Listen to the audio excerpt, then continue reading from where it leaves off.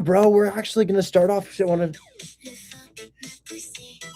Whoa, what is this? Somebody just put this on my live stream. What is this? What was that? Did you guys hear that? Somebody just put a line in French that sounded like something else, but it just popped. Oh my God. That was a gift. People can voluntarily gift me on TikTok and it starts saying some profanity out loud and there's nothing I can do about it. That's insane. There's another one that sounds like, okay, I can't even say that. Dude, y'all are gonna get me banned. That's right, Gigi. Okay. All right. I'm gonna go ahead and jump into this right now. If my video on TikTok goes viral, somebody let me know. It's gonna make my day. I spent an hour and a half on it. First, Mr. Tommy. Tommy, we've assigned your deal. We're inspecting your deal. You need an addendum. You're wondering how to do the addendum. I said just use the same contract resend with extended dates. Does that make sense?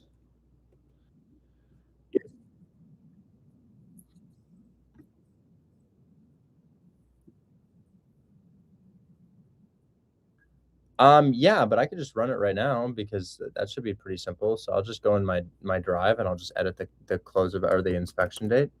So Pine Gree, here's the contract I used for it. And I'm just going to go in here and I'm going to change your close of escrow. And I'm going to say, so I'm going to change the date of signing. So the date of signing on the bottom says August 14th. It's now the 26th, and we're going to give ourselves, what do you think we need? 5 days? 3 or 4 business days. 4 business days, and then we will make the close of escrow September 13th. Whoa, dude! I swear to God, guys, I'm not saying these things. People are putting these on my page, and it's singing profanities, and I can't do anything about it. So I'm sorry if there's any minors in the chat here. That's not something that I can control. They gift me money on TikTok, and it literally says, if you heard it, you heard it. I'm not going to repeat it. I don't want to get banned. Holy. Like, thank you for giving me money, but what is that? Like $1?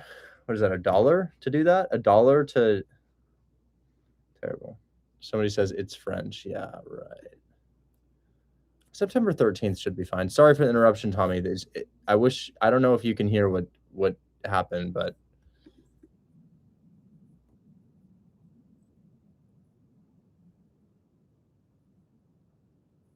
no.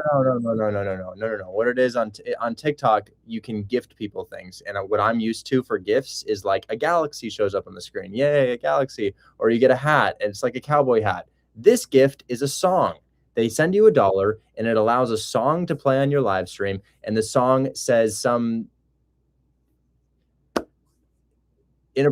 inappropriate bar. It's not terrible. It's just something that we can't say on social media with minors here. But it's French and it sounds like something in English that we're not allowed to say. But whatever. It's gonna happen again. You know what? I won't even say anything when it happens again. I'll let it play out again. I'll bring the mic to it. You guys can hear. Okay. So buyer signature. I'm just gonna add my signature to this, and then it'll be yours, and then we should be good to go. Boom, boom. So what's the update on the walkthrough? Is that happening?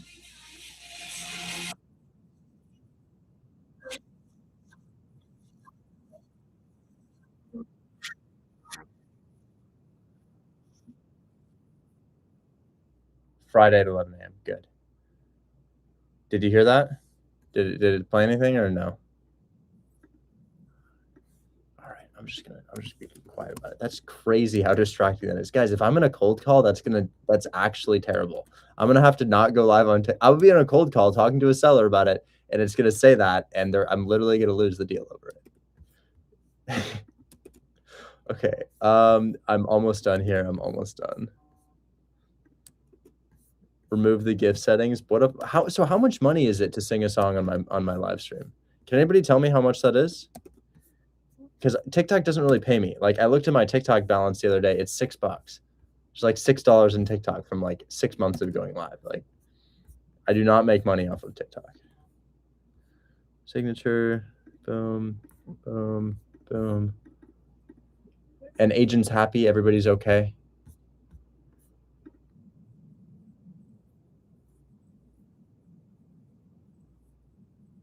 Isn't she? She's so rare. She's so rare. I just want to take a moment to acknowledge what an absolute gem she is. You know, we have our difficulties with agents, but then there's people like Sheena, and you're just like, all is well in the world. Okay, where do I start? How do I learn this? Here's the link. Make sure you show up to class. People don't. And then I'm actually going to switch from the website version to the version on the application because it's a little better. So join stage, camera on. All right. Audio still good, everybody? I just switched over. Get up there. Want to show me deal? Yeah. Sorry, Yusuf. I was going to bed. Yusuf texted me at 10 p.m. last night, and I was like, man, I'm going to bed. Can I do wholesaling from outside the U.S.? Watch my second to most recent video. It's a 12-year-old from Singapore doing a deal. Real Dylan, I don't mind it. It's okay. I'm reacting for the views. It's fine. All right, Tommy, you have that. You're all good, right?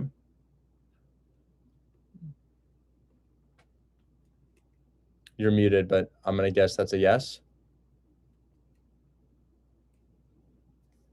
We're going to go with yes on that, Tommy. Yes, you're all good, but the contract is in your inbox. I'm just going to...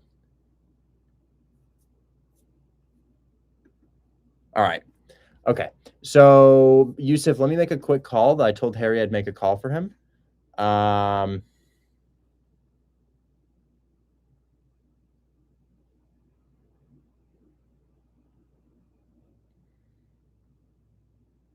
So I've got this deal in closing with Harry right now. Parkgate, walkthrough. Okay, let me text Shell on Parkgate. I'm sorry, guys. Harry asked me to do some texting here. So, hey, Shell, Harry wants to know about walkthrough / inspection on Parkgate. Parkgate. And then we're going to send that to Harry as well. Perfect. And then we're going to go to... Next one is Donald. Donald walkthrough tomorrow. You're gonna call about that. E74 inspection. Gonna call about that. So we have to talk to Quaid briefly here, but I think Yusuf wants to talk to Quaid too. What?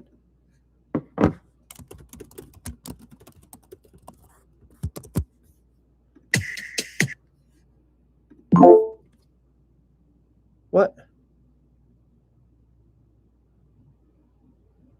Dude, what? Where did we go? Why did that disappear? It's working now. Yeah, it was lagging, Richard.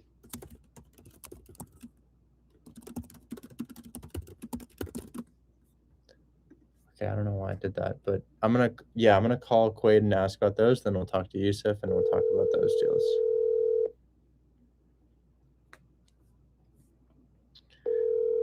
A 12-year-old from Singapore, yeah.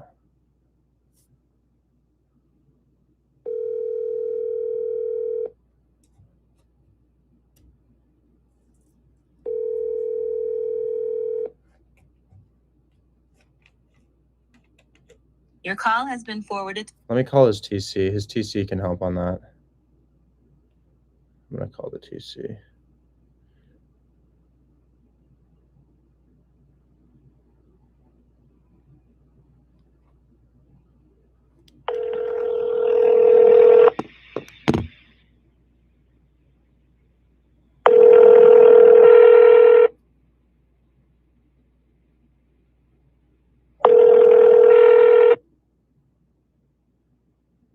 God. Hello?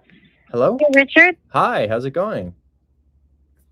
I'm doing good. How are you? Doing well. I'm just following up on some inspections that we have here. If we can, I couldn't call Quaid, he didn't pick up, but I've got some properties that we have interest in. We just need to schedule a walkthrough. Quaid and I have already scheduled the walkthrough on 7206 Donald. We just need to confirm that that's actually happening tomorrow. That's in Cleveland, Ohio. Okay. Then once you've Cleveland, got that, okay. once you've got that written down, your buyer is looking to inspect 1024 East 74th, also in Cleveland, Ohio. That's already been walked and placed with a buyer with earnest money submitted, but they would like to inspect that now. Yes. So I just got off the phone with the inspector, and I believe Sherwin is coordinating with the seller on that. I needed him to confirm if Wednesday was working, because Tuesday was already booked out. I'm still waiting for his response on that. Okay, well, I can get you with them. So that's Harry's deal. I'm gonna say, hey, Harry, this is our buyer's TC. She can schedule inspection on East 74th and walk through on Donald. Okay. And then yesterday, this is the last thing I have for you here. Yesterday, we sent you a triplex 274 wheeler in Akron, Ohio. And that is an unbelievable deal. It's 147K and it's bringing in $2,900 a month as of right now. The return on it is very high. And Quaid was telling me that he had somebody looking in Akron, but couldn't quite remember who it was, but he wanted to look into that. Okay. You said the 247 wheeler? Yeah, 274 wheeler. 274 wheeler. Okay. Gotcha. Consent by shell. Okay.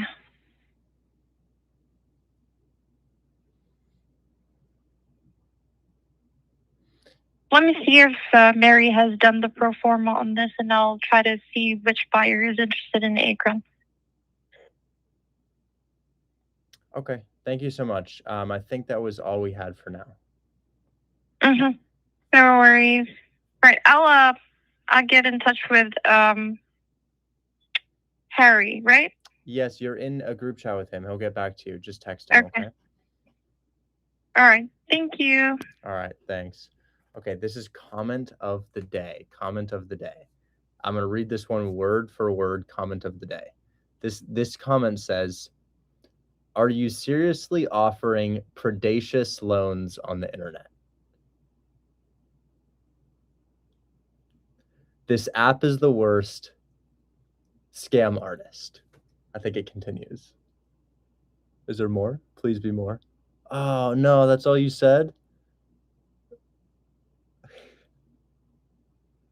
I'm done lending money to anybody, guys. I'm not going to lend anybody money.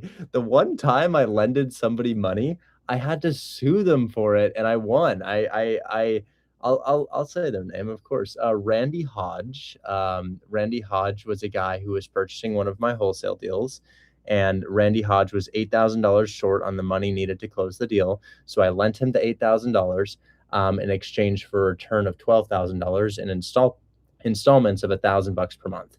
He never made any of the payments. He ghosted me. So we sue him. He thinks that he can just ignore the lawsuit, like he ignored the note that we signed, the financing note. And we got awarded the default judgment, which is the market interest rate in the state of Kansas for the amount of money and time that money was lost. I forget what that interest rate was, but it totaled about $34,000. And they came in the form of, I can probably even show you some of the checks that we got from him. We garnished his wages. It was actually so badass. Bro didn't have the money liquid to pay me the $35,000 or $34,000 that he owed me. So what we got awarded was called a garnishment, and that's when somebody's business or place of work receives a letter from the government saying that X amount of your money is supposed to go to this person each month, and these are the checks that we got from him. I got like 15 of these checks of $2,600 or so, but this is lawsuit money right there. So as far as offering quote unquote predaceous loans, predaceous sounds like a word used in dinosaur times, like Cretaceous. Predaceous. Can anybody define predaceous? I'm not sure I can, but no more lending, because that was frustrating. So we don't lend money anymore. But somebody says, this is amazing. He says, I'll report you to the SEC, dude. IDGAF.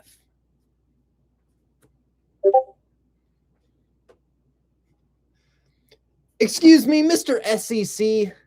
Yeah, you're gonna want to sit down for this one. He's doing predaceous loans.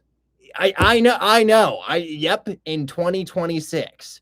Mr. SEC on the SEC hotline where we call the SEC people to report predation. Yeah, he's doing it. That's right. Predaceous. Yeah, predaceous loans.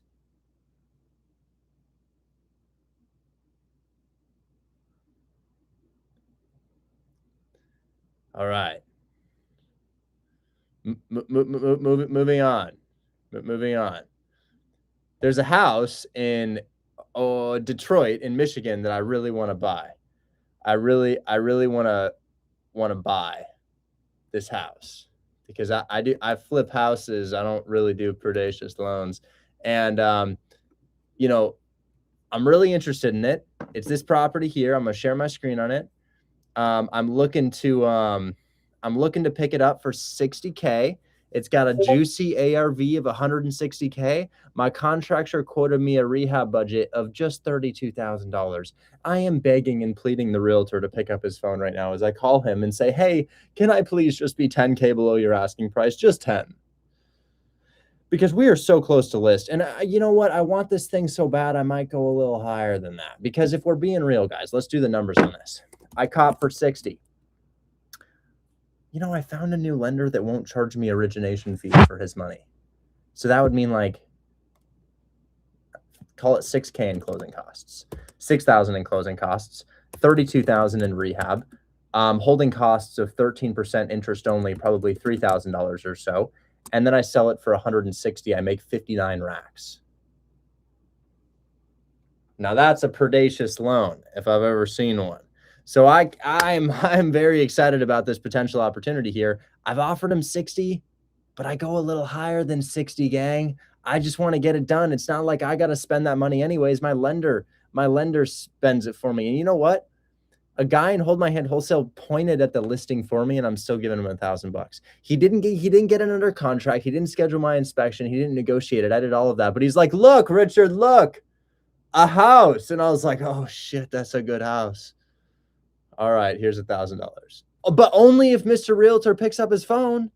Only if bro picks up his phone. Holy, please pick up your phone. I will call you 6 times.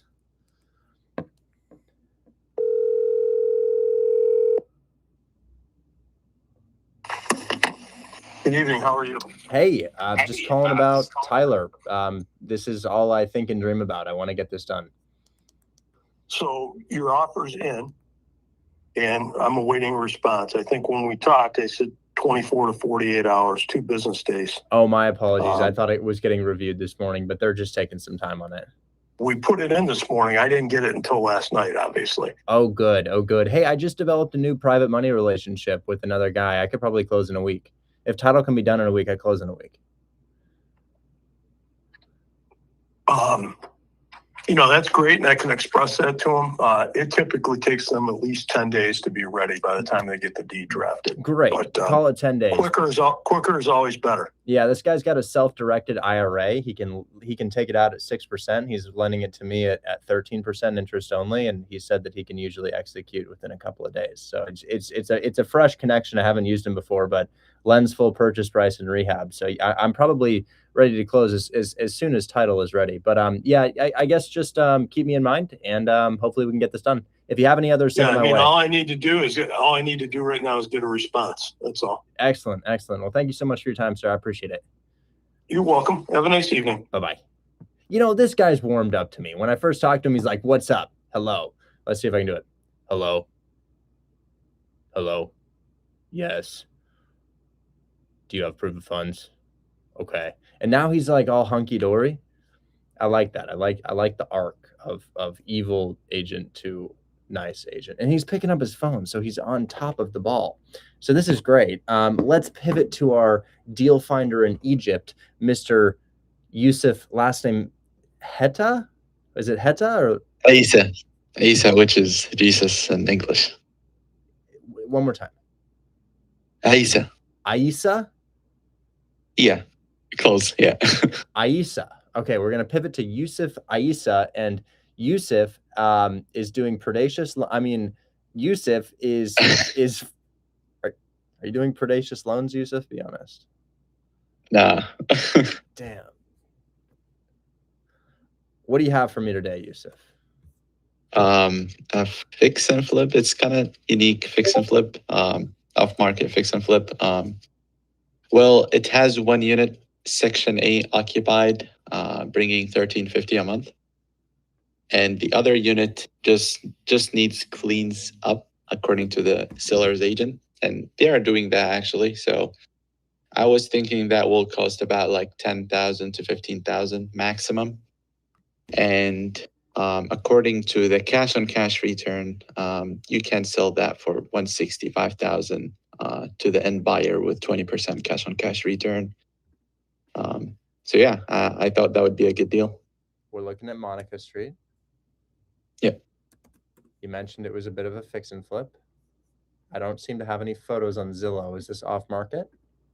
Yeah, it's off market. There is no photos, unfortunately. Where'd you get it? Agent that I teached. He's just bringing me deals. Agent that you teached. Oh, got you. Yeah. So he taught an agent how to find deals, and now the agent works for the man in Cairo. That's right. Okay. Exactly. So this is great, man. This is great. So no photos on PropStream or anything like that, or you don't use PropStream, do you? Unfortunately, yeah, there is no photos at all. I tried to find, but there is no photos. But yeah, he mentioned that it just needs some TLC and cleanup for the bacon unit. So And hard he to know said, what like- that means. So hard to know like what TLC means until we walk the property. So guys, That's here's right. here's what I'm looking at. I'm looking at a house in 48238. I'm pretty sure I own in 48238. Let's see. 48. Yeah, I do. I own in 48238. So this is a good zip code. This is where my duplex that I'm selling next week is. We got a big boy closing, and I know that this thing would probably be able to sell for at least 150,000, maybe 145, 150. Mine's a 6.2. This is a 4.2 duplex. So yeah, a good zip code. Like the zip code. I'm gonna check your street view really quickly. What price can we get this at? 100,000. Yeah, I have it for 100,000. Beautiful street, beautiful street. I'm just going to take a moment to share my screen on the street, guys, because a lot of you guys show me properties and I'm thinking to myself, where is this? What is this? And Yusuf used to, but now he knows better. So look at this nice little street. Doesn't it look like you could like raise a family here without like having more than a couple bullets come through every once in a while? Yes, you could, totally. Only a few come. And this is what we're looking for. This is everything that we're looking for. So I'm excited, Yusuf. What I will say though, let's say I paid you the smallest of small fees, $100,000 plus $3,000 in a fee of small fees, plus $10,000 in closing costs, plus any amount of rehab. 20K is a tiny amount of rehab, Yusuf. The reason I say 20K is such a small amount of rehab is check this out. You see how this house is like low-key turnkey? Yeah. 32,000 rehab. Oh, okay. Secret hiding stuff that's going into the roof, that's going into the bricks, that's going into the windows, it's going into a little bit of the mechanicals in the interior as well.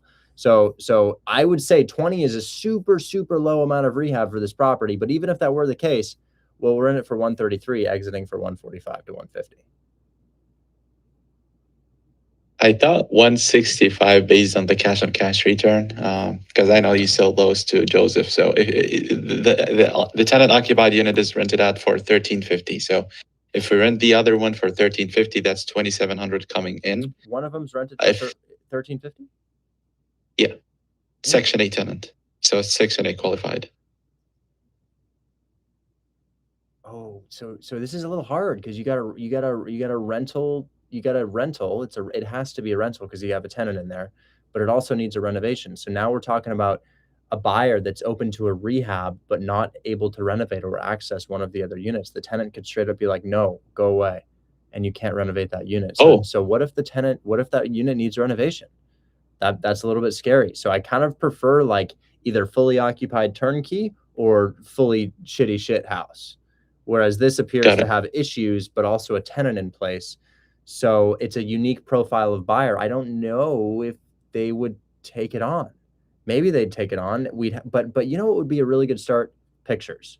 Because I'd love to see it. And I have this shit box in front of me pulled up to illustrate here that this is a 6.2 with 2,000 square feet. We added bedrooms to it. I sold it for 152, and it's got more bedrooms. So in theory, it would rent out for more. If I'm flipping this, because I'm a buyer who would take on something like this, right? I already own in this zip code. I'm making my case to them at 165, and they're like, but Merlin's in the same zip code, and we just did one. Like, what's the difference? And I'm like, got it. So I would say you've got great rent in place, really good rent in place. We consider it like $1,200, $1,300 for a 4.2 to 6.2 duplex, but you've got a Section 8 tenant, so you get the really high rent. So yeah, I bet your cash on cash return would allow you to sell up to 165, assuming another tenant paid $1,350. But I think the situation is interesting, and I think maybe that unit's beautiful. Maybe they have a beautiful unit and it doesn't need to be renovated. That would be perfect. We could still do the roof. We could still do the windows in most of the house, and we could renovate the other unit, and that might work. Maybe because Joseph was mentioning fix and flip. So get me photos because it's such a big mystery at this time. Got it. Absolutely. It's a new case for me. So yeah, I just wanted to share it. But yeah, absolutely. That makes sense. Interesting. It's like we're looking at a buyer who kind of does both exit strategies. Or the way that I would handle this is I'd want to say, okay, there's hurdles here. I need to know the condition of the unit, because what if my buyer on the backside finds out that it's not in good condition? So I definitely need to know the condition of the unit. So I need photos, but then I need to renovate. I'm probably going to renovate one side, and I'll just say, well, you've got some instant income here. You'll never have to pay the mortgage. And then that will be like a benefit that I have to my buyer. But I need to know the condition of the other unit, because what if all of the windows are destroyed or need to be replaced, and I can't replace all the windows because it exposes their unit to open air? Right. Got it. So it's like, it's an interesting scenario. Start with photos. Come talk to me when you got the photos. Okay. Absolutely. Sounds good. Thanks. All right. Talk soon. Can I come up and show you my fix and flip in Akron? Hell yeah, bro. But let me do a call in the meantime. We do question call. So here's a call. You guys remember that really awesome 2-seller financing deals that I got? Well, we said on the phone that the seller was probably not going to respond the next day. He didn't respond the next day.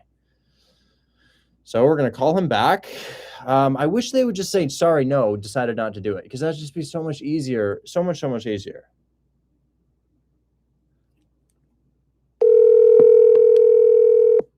Pick up the phone. I texted him yesterday. Did he ever get back to me? Dude, he didn't ever get back to me. That's crazy work.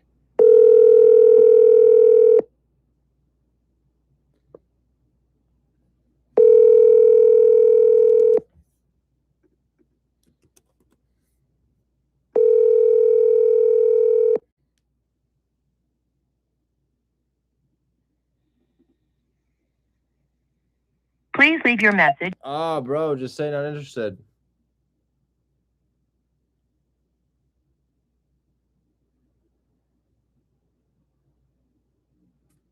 Okay, should we replace that with one more call? Yeah, one more call. I'm going to do one more call. I was hoping to have a conversation, then I'll do more questions. So we have this property in St. Louis that we offered seller financing on. I offered, I think, 5K down. He wanted 10K down. He said he was going to do a price cut on Zillow. I don't see the price cut happening. I'm going to call him and be like, yo, no price cut. I offered 5, you wanted 10. Santa Rosa agent. I'm getting a call. Santa Rosa. I know Instagram just lost audio. Hello? Hi, it's Bill Adams calling you back regarding the Tyler property. Oh, hey, how you doing? Good. So I just got a response about 2 minutes ago, and they countered your offer. Okay. They came back at closing by the 15th of September. And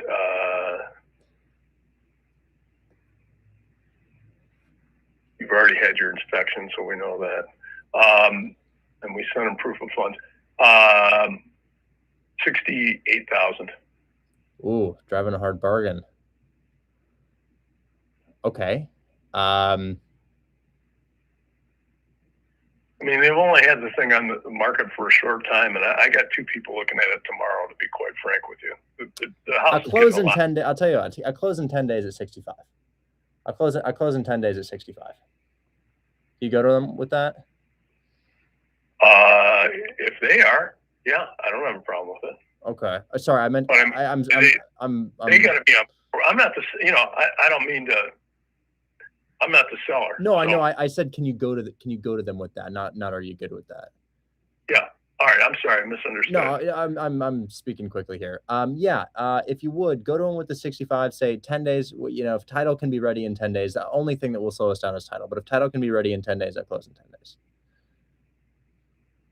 Sounds good. 65. I pay all closing costs, not including realtor commission. Any sort of title fees, I will submit non-refundable EMD if we sign today. So if they sign today, I will stop everything I'm doing and wire EMD to a title company of your choice. So let me just fill you in. Have you ever dealt with a bank before or a lending institution? In terms of, it's a bank-owned home? It's owned by a hedge fund. No, I haven't. So they don't sign docs. What they would do if they accept your offer is they would generate an addendum, which we would send you to sign. Once you've completed that, then we send it off to them for signature. Okay, yeah. Tell them ready to go right now. 65. That makes sense. I understand. I was thinking it was an individual, but interesting. Hedge fund. Got it. Okay. All right. Just give me a call back. I'll be here. So hopefully we hear something back by tomorrow. Absolutely. Talk soon.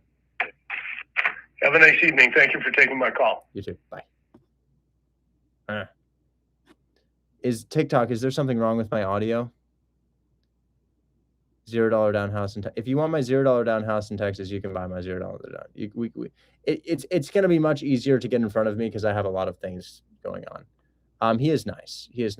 Gosh, I hope I get that. I don't even care that it's 65. I don't care that it's 65. Let me call my True Private Money lender, True Private Money, and I'm just going to tell him what's going on.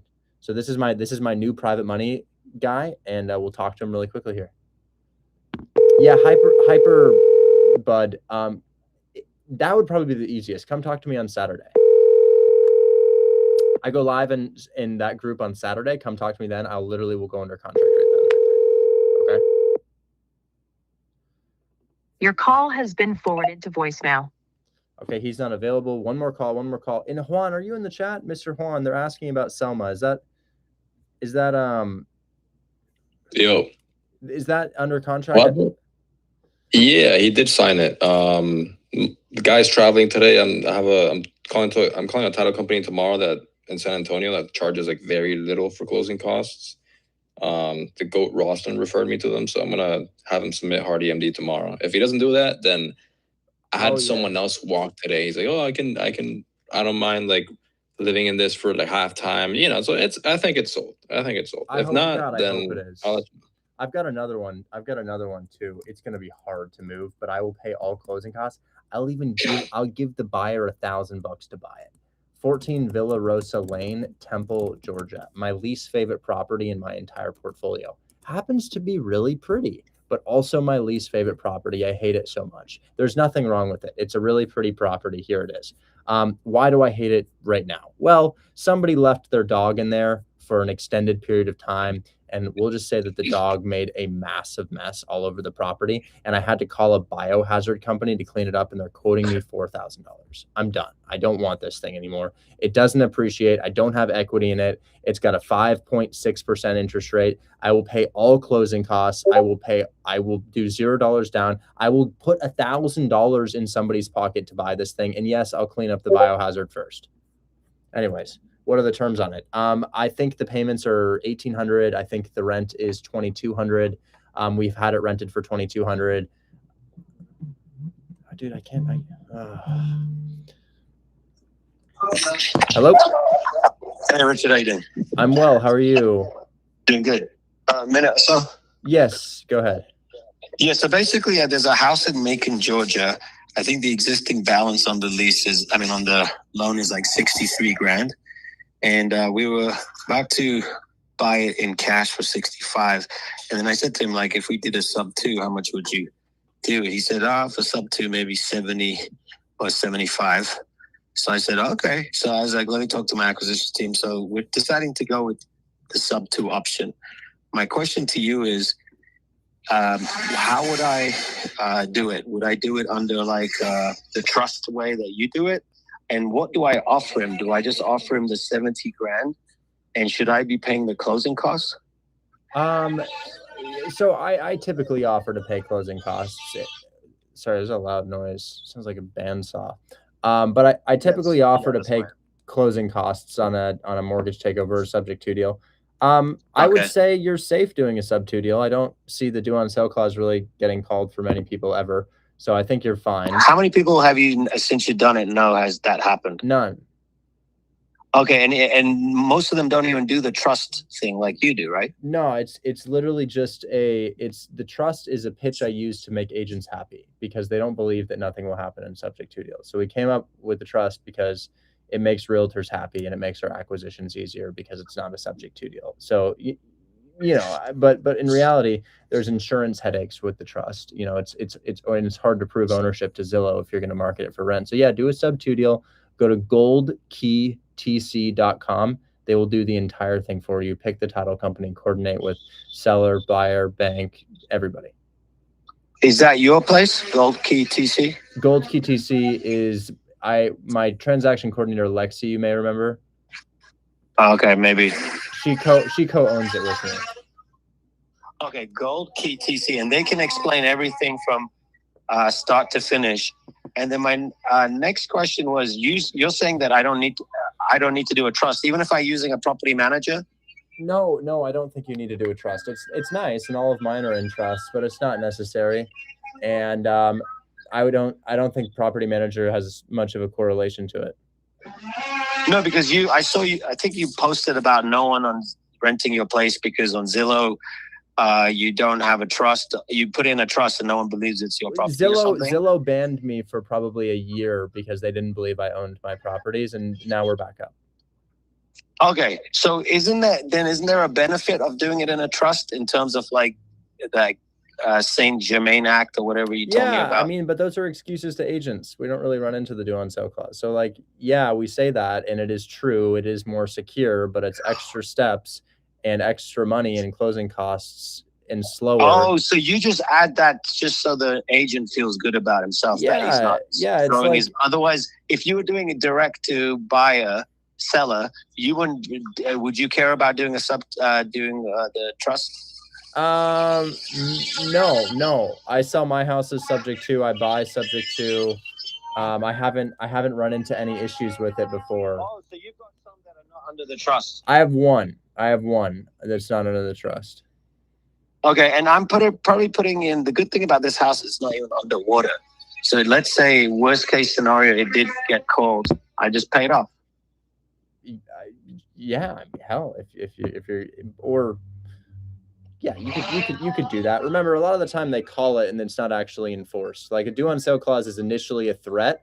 It's not actually enforced a lot of the time that it's called. So sometimes you just wait and see what happens. That's what I've heard. Okay, and then another thing is, how do you get the proper insurance for it? And like, are you gonna put the mortgage company? Gold Key TC does that for me. I don't even know. They do it for me. And they're gonna also do the monthly payments with the. They set up anything and everything you want. Anything you want, they'll make it happen. Okay, so I'll contact them and I'll good to go. Okay, goldkeytc.com. Goldkeytc.com for all your creative finance and normal closing needs. Okay, and who do I ask for? There'll be a phone number on there. You'll probably speak with Clarissa, but Lexi probably won't pick up. I mean, maybe she'll pick up, but there's a number of employees who work for the company. But it could be Clarissa or Sherwin or Lexi. But yeah, give them a call. And they will even set up the servicing of the loan as well. Like, so I don't have to like log in or Oh yeah. And that's the one other question is, what happens if the seller decides to be a dick and change the login or something? You changed the login before we changed the login for you prior to close. That's standard. Okay, so but if he wanted to be a real piece of shit, he could still. No.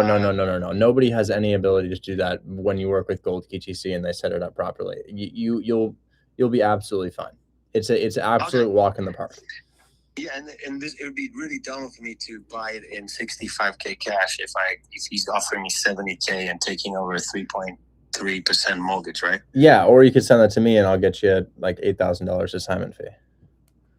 Oh, okay. But then I have to but he won't know that I've assigned it to No, a he buyer, won't. He won't know. Okay. Well, I'll let you. And I can get about. You said 8K on this one. Well, I haven't seen the whole thing, but in theory, yeah. But I think the house he paid 85 for in 2022, it's worth, I think, 85. But it has one roof issue where the roof needs about $7,000. It needs a new roof, $7,000. Yeah, maybe closer to 5 then. Okay. All right, cool. So let me talk to Gold KTC, and then if I have any additional questions, I'll let you know. Thank you very much. Talk soon. Bye-bye. Okay, bye-bye. Bathroom break. Hold on. It is 3 p.m. and this is my 3rd liter of the day. I'm on track for 1.25 gallons today. I've got this new powder in here. Less salt than my other powder. Can you explain what Gold QTC does? You're the guy who said wholesalers don't do anything. Yeah, Gold QTC closes deals. They close deals. They do the title work, transaction coordination, all of that. All right, we're going to take more questions now, but I do have more sellers to call. But yeah, you want to start doing this? Well, click the link in my bio. No, I said they don't do escrow. Jake, scroll up. You just said wholesalers don't do anything, or they're useless or something like that, but it's okay. Give me 30 seconds. I'm going to the bathroom really quick. Hold on. How do you find your lenders? Sometimes I'm just on TikTok and they comment here.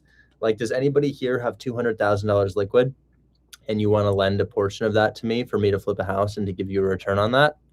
Okay, if anybody responds there, then I just found a lender, right? That's what we had that happen the other day. Bro had 1.2 million. He had 1.2 million just scrolling on TikTok. He had it in a investment account.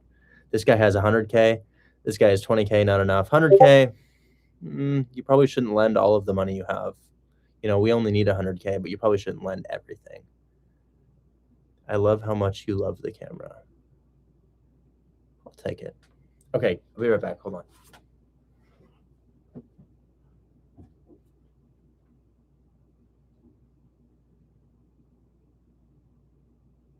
Well. Seems like I'm up here, huh? Yo, AJ, what's up, bro?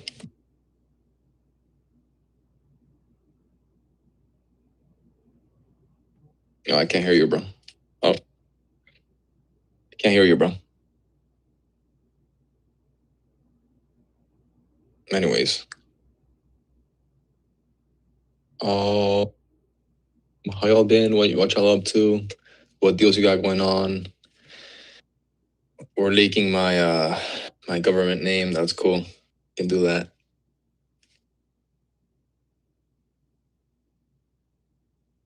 AJ, I actually can't hear you, so I don't know if you have issues with your mic or something.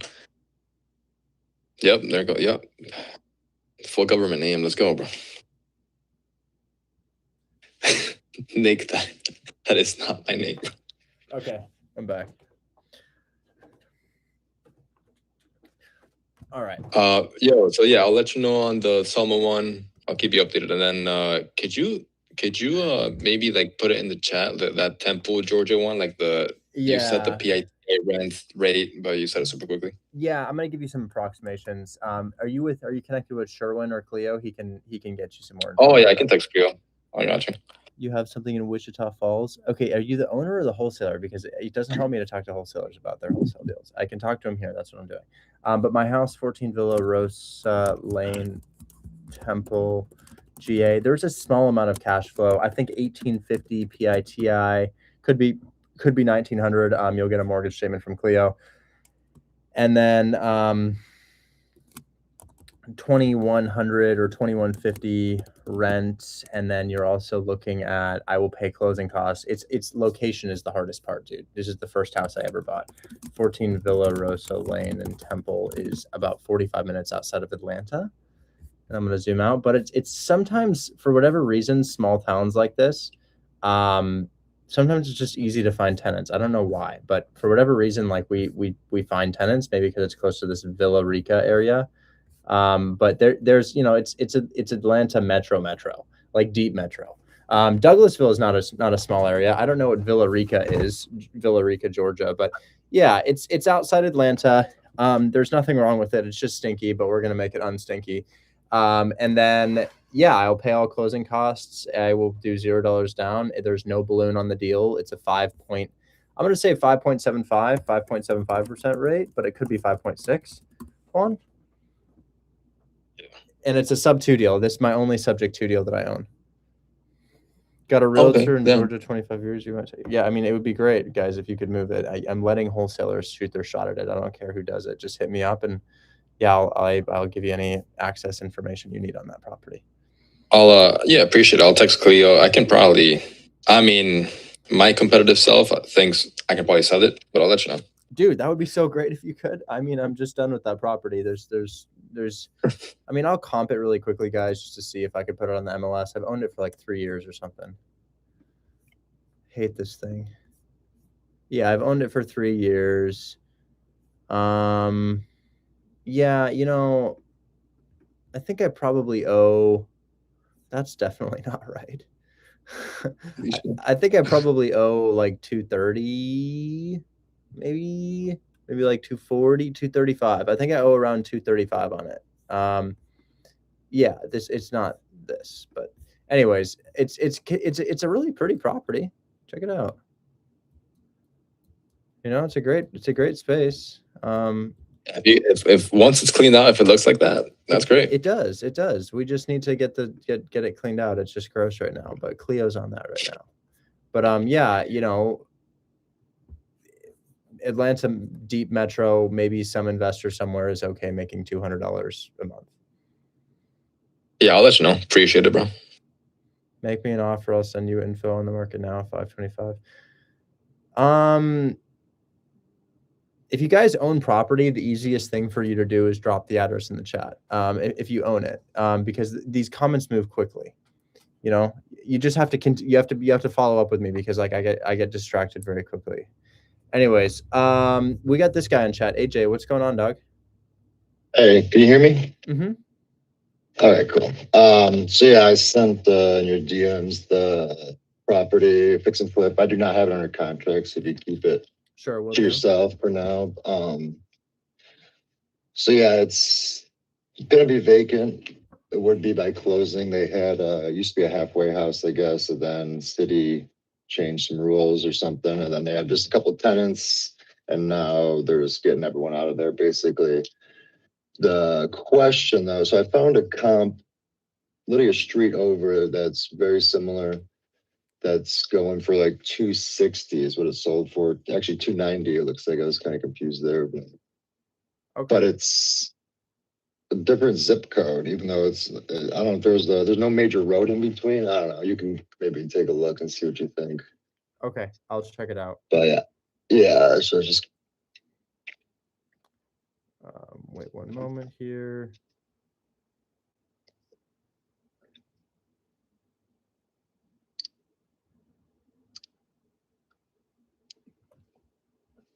I'll say, or send an email. Okay, so let's check this out. So what do you have? You got this thing in Akron, Ohio. 119,000. Okay. So then I found, I'll send you this. So this is the comp, one of the ones that sold. Very similar, kind of the brick siding combo, same square foot, bed bath. But the problem is, if you look on the map, it's literally the street behind it, but it's a different zip code. Okay. And I know that obviously can affect, sale prices. So I don't know if that'd be a valid comp or not. So I just want to get your thoughts on it. Okay. All right. But I talked to the realtor. There's nothing major going. Just needs had some people living in it for some time and just could use some upkeep and some love. Okay. Note the days on market. So we definitely need a significant discount because the investors haven't thought that Yeah. this is a. Yeah, she said that they're very. So one of the things they're dealing with an eviction because one of the guys is upset that they're selling, and so I could use, I don't know, as leverage. Well, she said either you can make a contingency with, we would deal with it, or they're happy to. However we want to do it, basically. But it sounds like they're trying to get rid of it, basically. Yeah. So, and it's been on for a long time. So, yeah, obviously, Okay. have some negotiating room there. Yeah, I'm looking at a 4.3 with 1,700 square feet, guys. Properties around here are listed anywhere from 138K to 85K to 160K, I'd say. So that's what they're listed for, but what are they selling for? So 4.3, 1,700 square feet. We just look at the past 12 months of sales to illustrate the comps here. We price them high to low. There's some properties that sold for 500,000, but they're actual estates, like big ass historic estates. They're really stunning, beautiful properties. Very different than this. I'm going to scroll until I start to see similar properties here. Let's see. So there's one in Jefferson was the one I don't know if you saw that one. That just caught my eye, but. Yeah. Neighbor's house. Yeah, that's like, yeah. Neighbor's house is 3.2, 1,300 square feet, renovated, but not very well. Sold for 152,000. You've got another one on Jefferson. I see that thing is 1,900 square feet, 4.3, sold for 260,000. Yeah, it's nice. It's built in 1923. Your property probably built around the same time. It's 22, I think. 1922. So yeah, man. That's one comp. We do have that one good comp, and I like that property. Right. Not a ton more here. Obviously, you have those 500s, but I think they're different types of properties. You do have another one, Dorchester. Dorchester didn't appear to be renovated. Went for 264. Yeah, so I think you could go for at least 225, maybe even like the 260s. Maybe you could go to the 260s. You have Amelia for 312. I think with a nice renovation that preserves the history in this property, there's no reason why you shouldn't be able to unlock some good prices. Here's a duplex. So what would you, where'd you try to land at with the price with them then? Well, these are nice renovations that sell for the 260 range. Right. And this property is going to need significant exterior work as well. You need a roof. You're going to need some shingles in here, and you're going to need some flashing under the roof, the fascia as well. And then interior renovation, it's not the worst thing. There's something in the bathroom that I don't know what's happening on the ceiling. There's something in the kitchen that I don't know what's happening on the ceiling. Yeah, what is this? It's got a unique look to it, that's for sure. What is this interesting kitchen thing that I'm looking at here? I can't share the screen because he's working on it right now. He asked me not to share the screen. So, it's the getaway pod. There's a lot of interesting things here, and it's hard to say what the rehab would be. You'd probably have to walk it. But what I do think is that your ARV could easily be 260,000. It's a nice, pretty historic property. It is pretty high up. It's going to need some work on the sides. I would say a renovation like this could easily run you 75, maybe even $90,000. Because the more I look, the more I'm like, there's just some strange things. Like what the hell is this right here? Look at this thing. That's like what have you done? Like what is that? So that we don't just replace the drywall, we replace all the pipes and such. So it's hard. It's really, really hard to say what this could be. And then the bathroom ceiling. Oh my God, is that mold? I don't know if that's mold or not, but that's disgusting. Yeah, I feel like it could be as much as 80K, dude, because the house has got to look clean like the other ones. But that's just a rough estimate. It's a single family, and it's in a high price range for Akron, the 260s. So could be 80. And if it were 80, maybe go 90 just to be safe.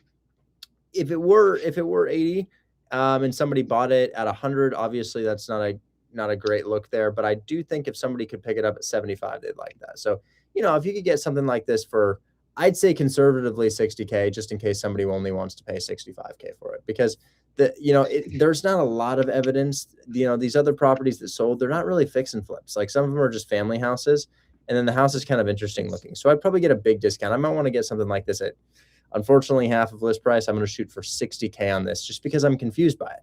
I'm like, I don't really know. Like, I'm not really sure what to do. I'm also seeing the garage in the back now that I didn't see before. Garage looks like it's going to need some big structural work as well. So yeah, whenever it's a mystery, what you have to think is that people are feeling risk, and when they're feeling risk, they want to have a big discount to mitigate that risk.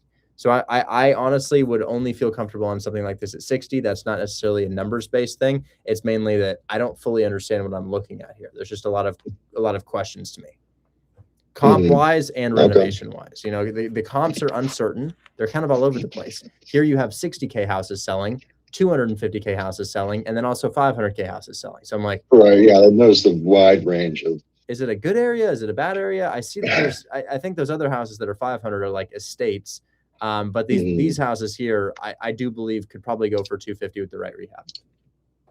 Okay, but yeah, I guess the same seller, he's like unloading his portfolio, so she said she's gonna have basically a ton of them coming down. So obviously I'll work on this one a little bit, but should be some more coming as well in this Akron area. Good. Akron is a top market. It's a very desirable market. We're working on one right now. In fact, I'm gonna call the buyer right now and see if we can get some more word on that. Cool. Well, thanks, Richard. Absolutely. Hey, Rich, confirming the address for Donald. Yes. And then we're gonna call Quaid really quickly here because we have to ask him about that property in Akron. We sent him yesterday, hoping for, I think it's $12,000 from Mike Steele. Hey, Richard. Hey, man, just following up about the Akron triplex we sent. I did the numbers, 36% cash on cash. Yeah, no, it's sitting well. The one buyer I did have mentioned yesterday, he's not buying in that area right now at the moment. I am working on getting a few other buyers. I have one person interested. They're just going through a few things, letting me know, but I'm also pushed out to a few others, just waiting for people to agree to it. Yeah, no rush on that because we have a great relationship with the seller. And then we have a walkthrough tomorrow. I spoke to your TC just a moment ago about a walkthrough tomorrow on Donald in Cleveland. That's the duplex that got finished. Walkthrough walkthrough. Yeah. But that was with Elijah and Sean. I don't know who Elijah is, but Sean's your guy to walk in Cleveland. Gotcha. Okay. Yeah. Okay. Yeah. Just following up about that. That should be finished. Let's see. Anything else we're working on here? East 74th is moving forward. That should all be good. Inspection is happening on East 74th. Hopefully that's all good. Yep. But if it's not, he'll fix anything. So that should happen regardless. Sweet. Okay. All right. Yeah, that's all. I believe. I think I'm about to be shown a ton of other deals. I might call you about them, but put them. Yeah, if something pops up, let me know. I'm just sitting here working. Okay, awesome. Talk soon. All right, thanks, Richard. See ya. Bye. Okay, that's all moving forward. Brief separate call here. We're gonna find out if our TC ever spoke to the seller who gave us contractual revisions. Playing some phone tag with the seller here. The seller wanted revisions on the contract. I don't want to go through those revisions. I'm going to have my TC do it.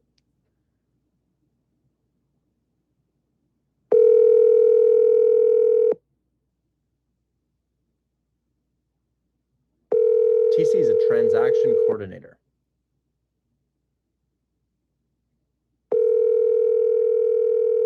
It's 6 p.m. where she is. Your call has been. She's got things to do. I'll call one more person and then more questions, guys. Questions, calls. Trying to. No. Hey, TC keeps calling Shinwei.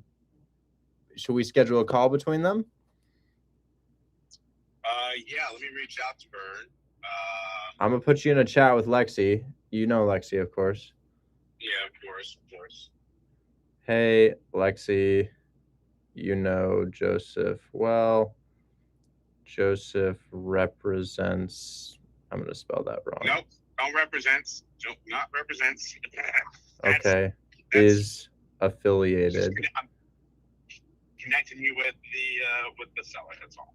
Joseph is affiliated with her. Let me just give her a call because she always answers my call. I'm surprised she's not answering Lexi. Well, I think they're just playing phone tag. But yeah, you're in a chat with Lexi now, and then we can coordinate that and get that thing done. Well, hopefully get that done. Yep. It won't be an issue. I know she wants to get done. So let me get that taken care of. All right. Talk soon. Bye-bye. One more call? Yeah, one more call. Come on, let's do one more call here. We got the seller in St. Louis that we spoke to the other day, Gene Ave, St. Louis. And we're going to give him a call. He probably won't pick up, so we'll just do more questions. Hi, you reached Joe. I'm going to double dial. Do not disturb, maybe. Nope. He is not available. Phone is just fully off. Okay. I'll in 2 weeks, remind me to call Gene Ave seller in St. Louis. Okay, I added it. I'm not familiar with it. I don't do too many deals over there. Are you hiring cold callers? Always, but it's not in the way that you think. We have the way that I work here. This is what occurred to me. I have thousands and thousands of people who buy property, right? Off of me, I maybe only provide them 5 properties per month. However, the goal in Hold My Hand Wholesale, part of it is to find deals for my buyers, right? So what we do is we teach you how to find the deals, and then you hunt for my buyers, and then we do a 60-40 split. Of course, you're welcome to sell the deals yourself, right? That's no problem whatsoever. But we do a 60-40 split. So all these people in here, they're effectively doing acquisitions for us and themselves. That is, they're not just doing it by the with us. They're also doing it themselves. But they've all joined Hold My Hand Wholesale via the link in my bio, and they're all looking for deals for their buyers and for my buyers. We kind of tell them to do both. And yeah, I mean, you're welcome to do that. The link's been in my bio for 4 years, 5 years now, 4 years. No, it's 4 years. We're about 4 years old. Okay. Next, we're going to speak to, well, we've already spoken to AJ. AJ, you're all good, man? All good. All right. Thank you. Now, how many people in Hold My Hand Wholesale in this chat here are confused? Anybody here just like, wow, what the hell is going on, man? Because I'd love to talk to you if something doesn't make sense. I just want to make sure y'all are taken care of. If a house is priced too low, 18K, needs rehab. Dahlia, I just wouldn't go after 18K houses. They're 18K for a reason.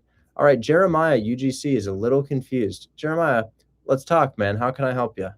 I just invited you up on stage. Welcome.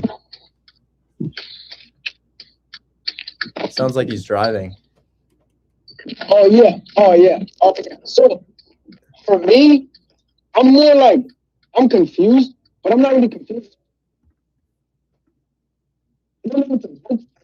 Dude, you're muted as hell. It's very muffled. It's very hard to hear you, man. Don't crash, man, okay? Don't crash. Please be careful. Oh, yeah. 1 second. Okay. 1 second.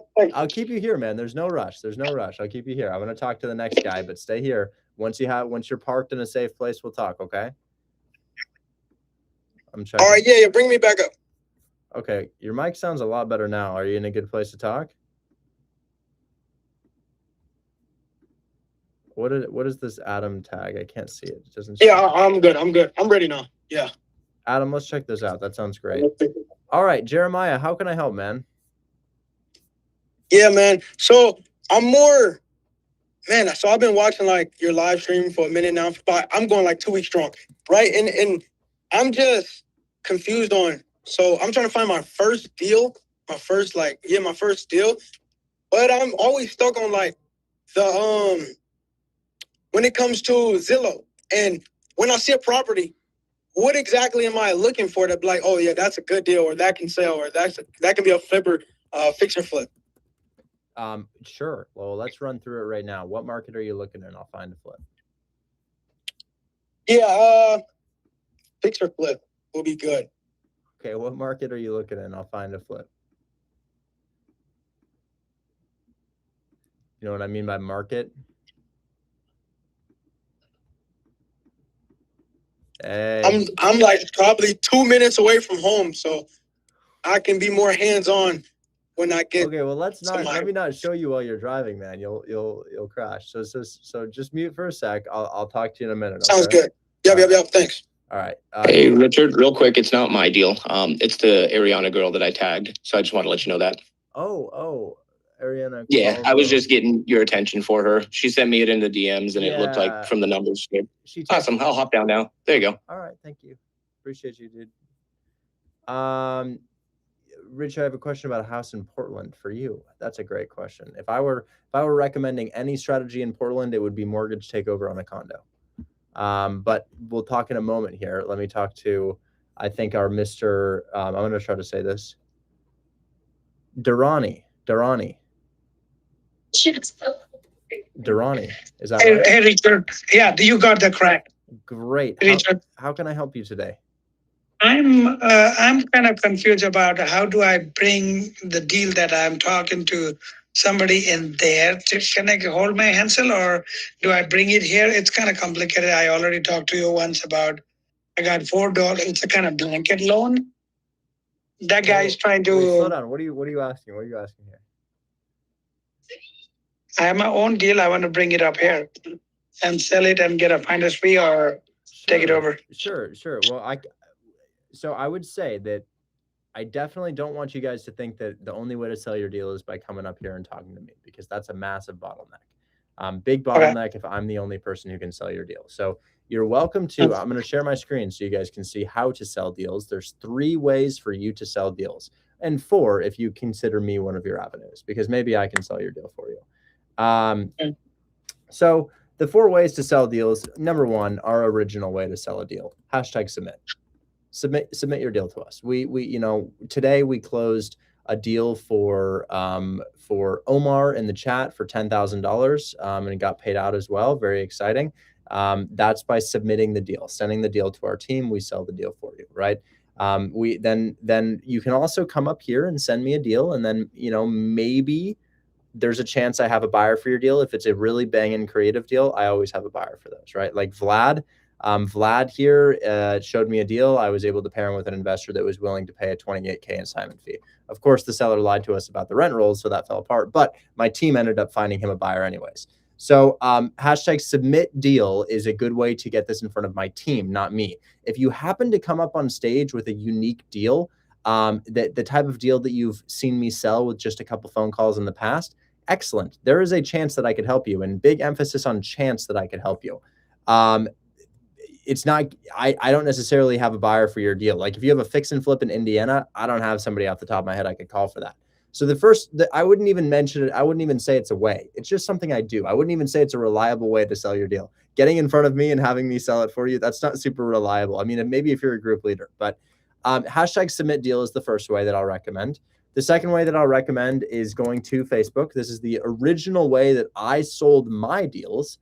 And I would go to Facebook groups like Hold My Hand Wholesale, and I would post deals like this, and people would comment on it and say that they're interested. Like this person right here, this guy Cody is interested in this person's wholesale deal that they've just posted in a Facebook group, which happens to be my Facebook group. Lots of people post subject to deals in this Facebook group, and you can just reach out to them. They also post fix and flips as well. Here's a fix and flip in Chicago. It looks like. This is a relatively small group, only 28,000 members, but there's bigger groups as well. And the bigger groups are, let's go to groups. What's a nice big group? The Burr Invest group is great. 325,000 members. That's awesome to see how many people are in there. 325,000 people. So that's another thing that you can do. And then the final way that I recommend finding a buyer is going to Buy-Box Cartel. So if I wanted to find a buyer in, let's say, Buy-Box Cartel, and maybe I'm looking for a buyer in, I don't know, maybe we do Birmingham, Alabama. Well, let's grab a random address from Birmingham and we'll call 3 buyers and see if we can find somebody. Watch this. I'll just shoot my shot with 3 buyers. Birmingham, not Michigan, Alabama. Birmingham, Alabama. I'm going to find myself a a nice little fix and flip property, or, you know, yeah, we'll do a fix and flip. I think it's a better fix and flip market than a rental market, if I'm being honest. Price filter, I'm going to do 150,000. I'm going to price these things high to low. And then I'm going to look for something shitty like this. Okay, great. This thing looks rough. Let's see if it's rough on the inside. Yep, rough on the inside. This is a potential fix and flip. Okay.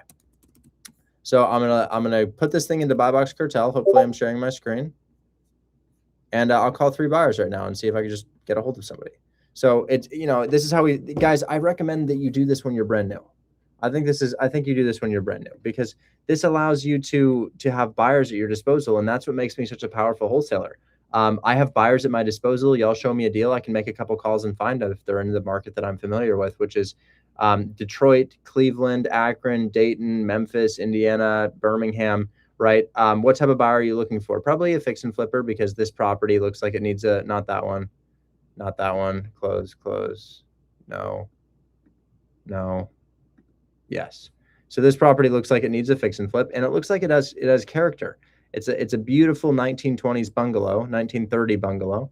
And it's got character to it, but it's in rough shape. You know, you can kind of see it just doesn't look like what it could be. It could be something beautiful, but it's not right now. And somebody might want to spend some money to make it beautiful. Now, finding that person first is helpful. It's interesting though. It doesn't look like we have too many people flipping in this area. Let's head over to Memphis, Tennessee, guys, because I really wanted to, well, we'll just grab a different property. We won't change markets. We'll just grab a different property. We'll grab a fix and flip this time. This guy already flipped this house. So whoa, look at that staging, bro. What interesting staging. They've got a 1920s dial-up phone, and they've got a, what kind of staging company did y'all hire? That is the worst goddamn staging I've ever seen in my whole life. I hope for your sake that's not your staging. Oh my goodness. You did this nice fix and flip, and then you hired a staging company, and they're like, you know what? This. That's okay. Okay, so we're going to go ahead and throw this thing into Zillow. Or this is not Zillow. This is Buy Box Cartel. What type of buyer are you looking for? Fix and flipper. Let's see if that uncovers some more flippers in the area. Ugh. Weren't we just there? Oh, is this in the same area? Oh, it might be just in the same area. Oh yeah, it's like it's in this. Yeah, same area. I think it's the same area. That's why it's popping the same thing. Yeah, that's interesting. But we could still call a couple of these people. And then, guys, I'm going to expand my radius a little bit more. And now we'll have like flippers for the whole city. And maybe I can call a couple of them and just gather their buy box, because I'm not trying to sell this deal. I don't have it under contract. But we'll see if this brings up more. Great. So it looks like people don't want to flip where this house is. Isn't that interesting? This also shows you where the volume of flips is happening. So we could, you know, something over here would be much more interesting to one of these guys.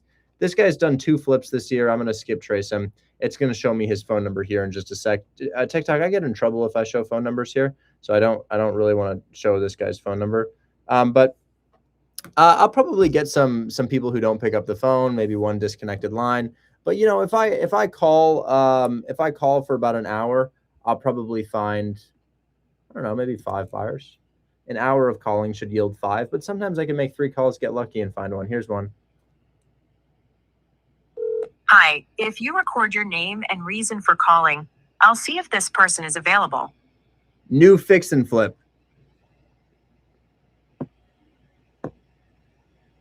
Thanks. Please stay on the line.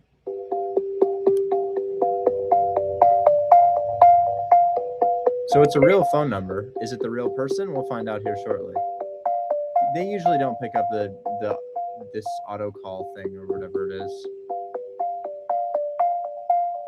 I'm also going to put this into my phone and see if it's blue. Do you not text boss? No, I don't. I'm sorry, this person is not available. It's blue. Guys, the phone number is blue. You see how it's blue? It's only blue if it's linked up to an iPhone. I'm going to say, can I send you a fix and flip in Birmingham?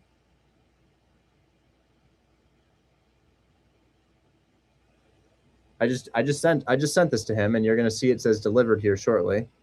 Come on, show me delivered. You see how the delivered just popped up? That's him. That's him.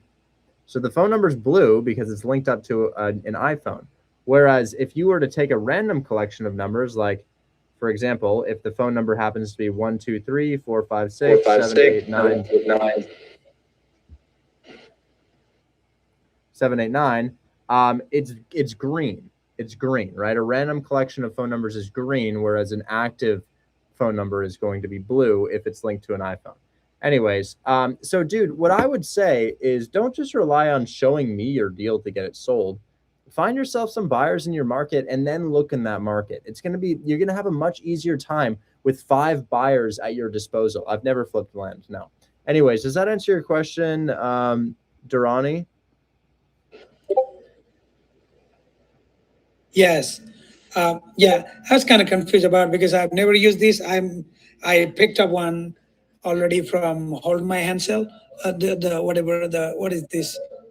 Hold My Hand Wholesale. I picked up this and I'm under contract. The contract is on DocuSign. I'll be working more, so I'm having questions. Just like I just want to help myself and also people who are new here how to get in and kind of thing. So it'll be helpful for anybody. That's why I raised this question. So I've done quite a bit, but not here. That's why I'm trying to get it. But I know now I have an idea of what to do next. Thank you so much for that. I appreciate it. Absolutely. And Dahlia, I'm happy to check numbers with you. Let me just follow up with the line. Guys, this isn't lightning leads. This is Buy Box Cartel. So you go to Buy Box Cartel, you sign in. Everybody has an account already, but you upgrade to Buy Box Cartel VIP. Then you go to your control panel, and then you get every single buyer in our entire network nationwide and their phone number and their email. And it's not 100% accurate. It's like 60 or 70% accurate, and then only 20% of the people pick up their phone. Maybe 10% of people pick up their phone. But you cold call for an hour, 2 hours, and you're not selling them anything. You're like, yo, beautiful fix and flip, bro. Could I send you another one? That's it. That's it. I cold called for 2 hours yesterday. I got myself 4 buyers. I know. 2 hours for 4 buyers. But dude, life is going to be so much more easy, so much easier after you have those 4 buyers. You understand? Okay. Next, we're going to talk to, I think QXP200 might have been next.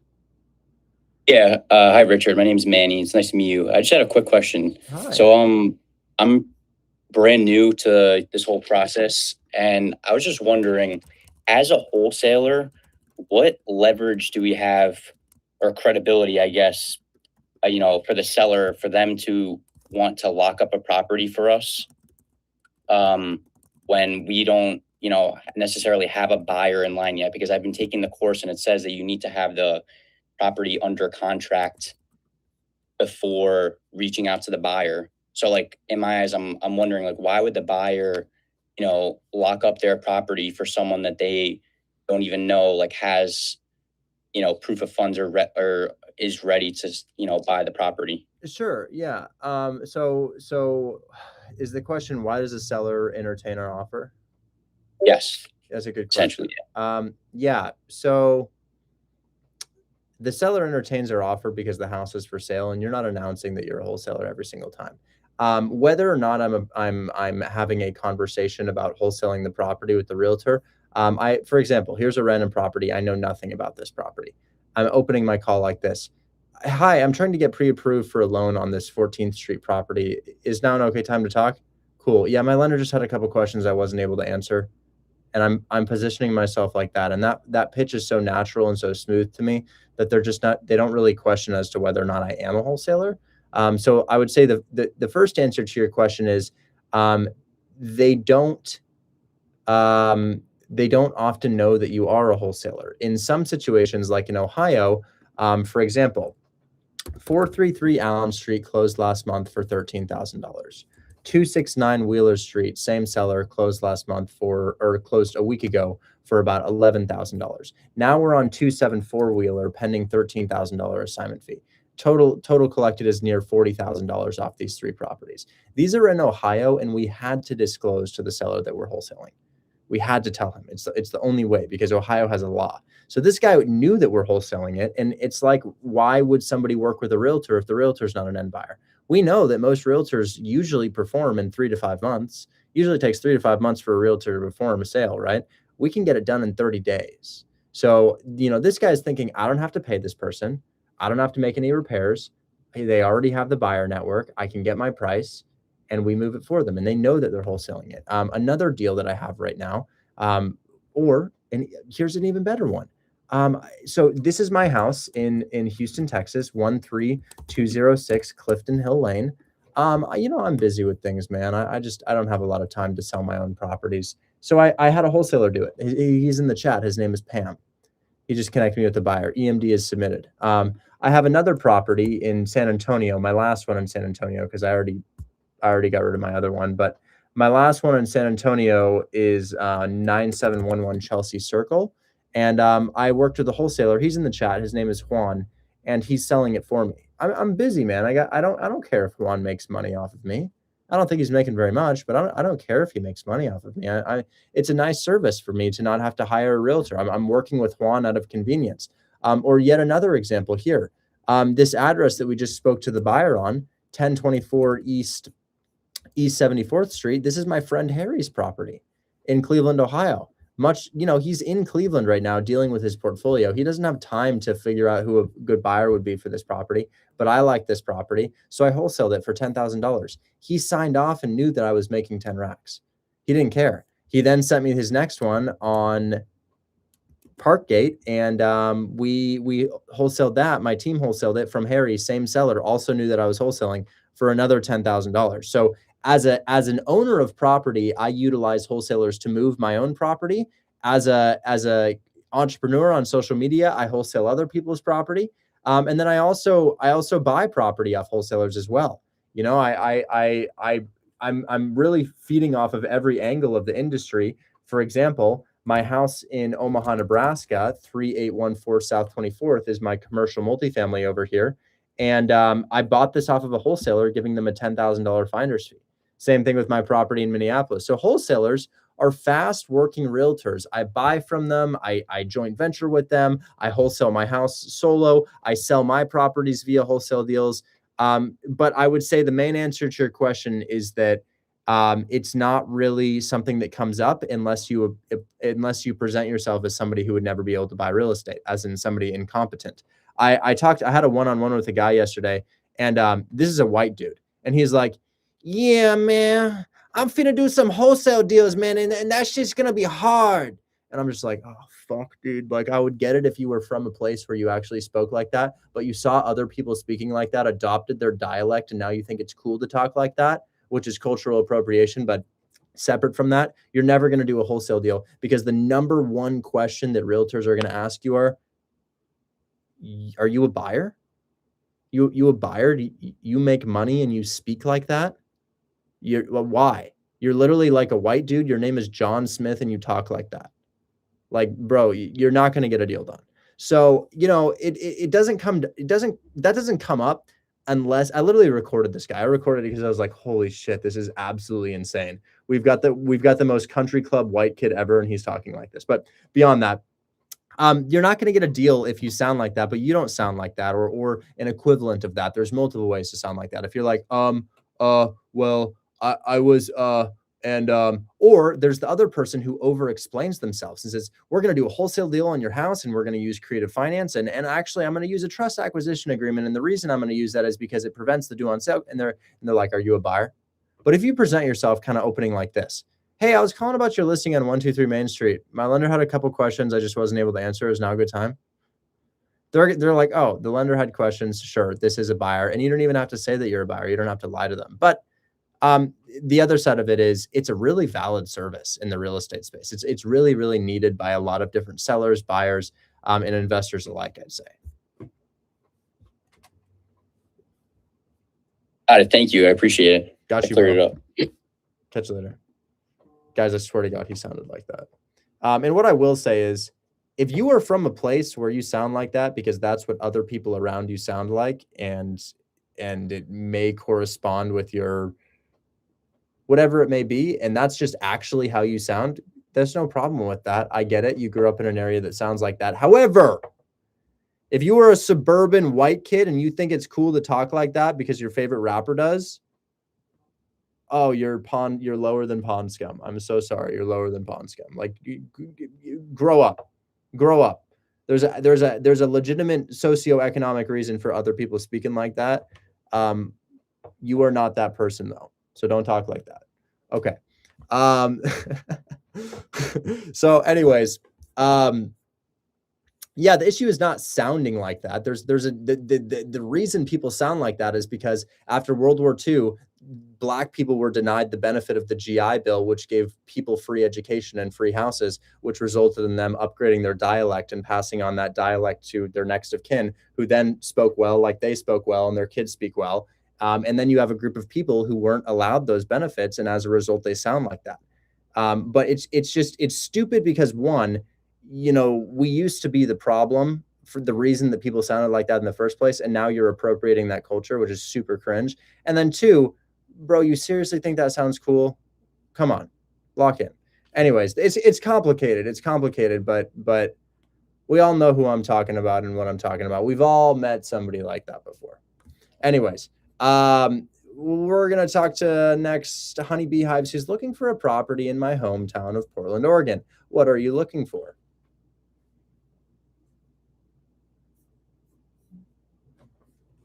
Hello, give me 1 second. I want to switch over to my PC.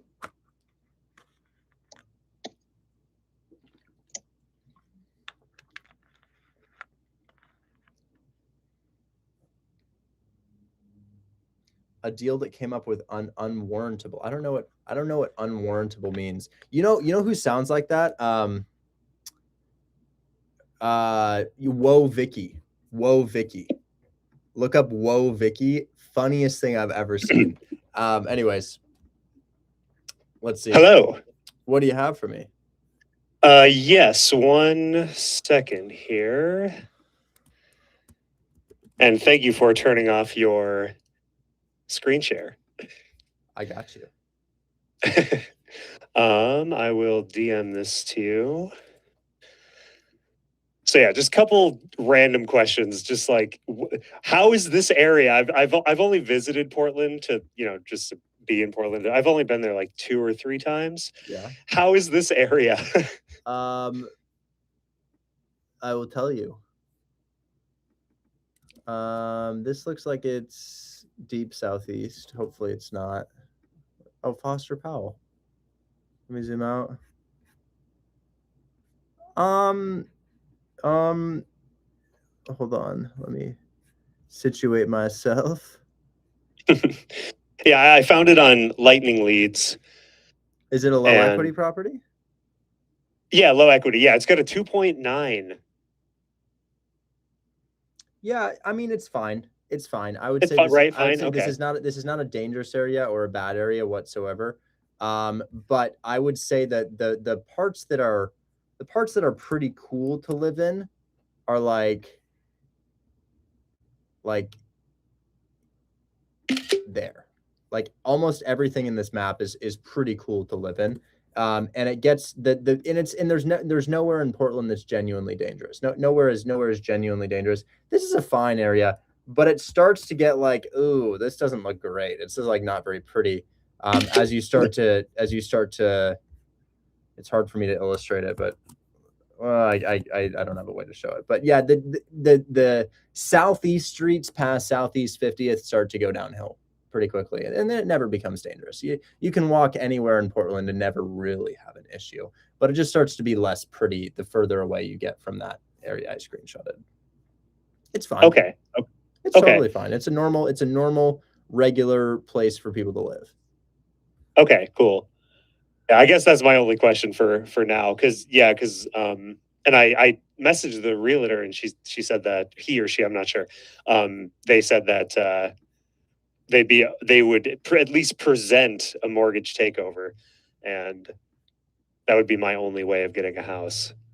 Well, dude, I would do condos, honestly. I mean, Condos. because they're just so abundant, dude. The amount of condos you have in every single city, and they have no offers either. So if we go to Portland, Oregon, and if we do, and then you might even want to assume the loan on a condo, because you can get condos here for like $200K, and assuming it is so easy. So especially if it's 200,000. But if we go to MLS status, estimated equity 20%, property details, residential, condo townhouse, And then if you look in the city, like city proper, like over here, you have some really stunning condos. The condos on the other side are kind of lame, but I'm just going to draw. Yeah, because I've been to the Japanese Garden. I love that area. So that's this area right here. This is where I'm drawing around. So that's going to be this area. This is all really, really great city living right here. This is what 300K would get you. Let's see. Yeah, that's a solid condo right there, man. How many square feet is that? Almost 1,000 square feet. That's actually a great condo. Yeah, you've got a hallway too. Yeah, that's what 300K gets you in terms of a condo. It's damn near a house. And then condos go all the way down to like 145K here. Look at this guy. He owes 133. He's asking 145. And this will be a very regular condo. This will be very average. Yeah, very, very basic living. Nothing special. But guys, your mortgage payment on here is like $1,000 a month, $1,100 a month. The thing to know about condos is assessments. Ask if there are any assessments coming up, because assessments are things that you need to fix in the building. Whereas this is a newer building. This looks great. Oh, beautiful, right? That's killer. Yeah. It's industrial. I love that. So that's in a good location. They owe 221. They're asking 229. They're 13 days on market. And then let's see what type of loan they have. That may not be accurate. Line of credit to buy a property. No other mortgage seems inaccurate, but are they active right now? Yeah, I mean, if I were trying to buy it, and then where are we? Where are we in terms of Portland? Oh, dude, you're at the Timber Stadium. This is an MLS team. You're at the Timber Stadium here. So this is sick. Yeah, this is one of the better parts of Portland. And this is a professional soccer team, and they're good. They're really good. So yeah, I'd recommend doing what I just did here, because this is actually like a very peak place to live, and this is a new building, and I'd heavily recommend this. Cool. All right. Yeah. Anyways. Well, thank you. Yeah, that's you want that address?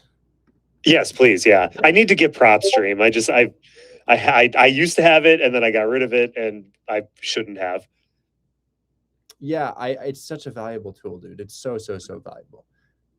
Is this stuff legit? No, it's fake. It's all, we show addresses and we're like, yo, this just closed. Here's the payout. Yeah, I'll put it this way.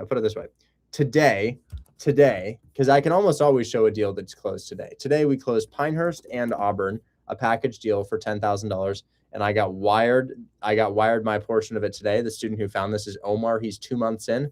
If you'd like to ask and find out if this really happened, here's the realtor's name and their phone number. But I leak addresses every day, so never ever take my word for it, guys. Call the realtors. Just ask. Be like, yo, is this available? Just say, hey, is this available? Can we take this? And be like, oh, I'm sorry, no, we closed. And you're like, with Richard Taylor? And they're like, yep. Anyways, we talked. Next person we're gonna talk to, Garcia 349, then Ariana. What's going on, Garcia? Hey, what's going on, Richard? It's nice to meet you, man. Nice to meet you as well.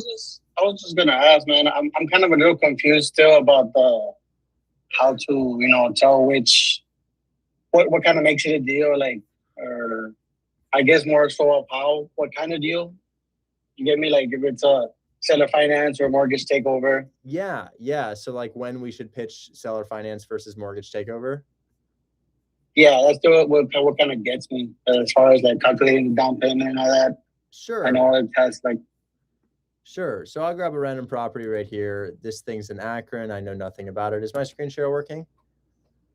Yeah, I can see. Okay. So if I look this thing up, I see that they owe 48K. If you're asking 150K and you owe 48K and somebody offers to take over your mortgage, sure, you can take it over, but you need to give me the difference between what I owe and what I'm asking. That's $100,000. Yeah. The problem is a buyer doesn't want to put down 100K to purchase a property like this, because you can buy a property like this for 30K down with the bank. The bank is willing to let you put 20% down, 30K down. So it wouldn't make sense to offer this guy a mortgage takeover, because one, he doesn't need it. And then two, even if he'd said yes to it, the number he would agree to would not make sense to an end buyer. So you're balancing buyer and seller expectations. Whereas on the condo we just looked at in Portland, which I seem to have lost.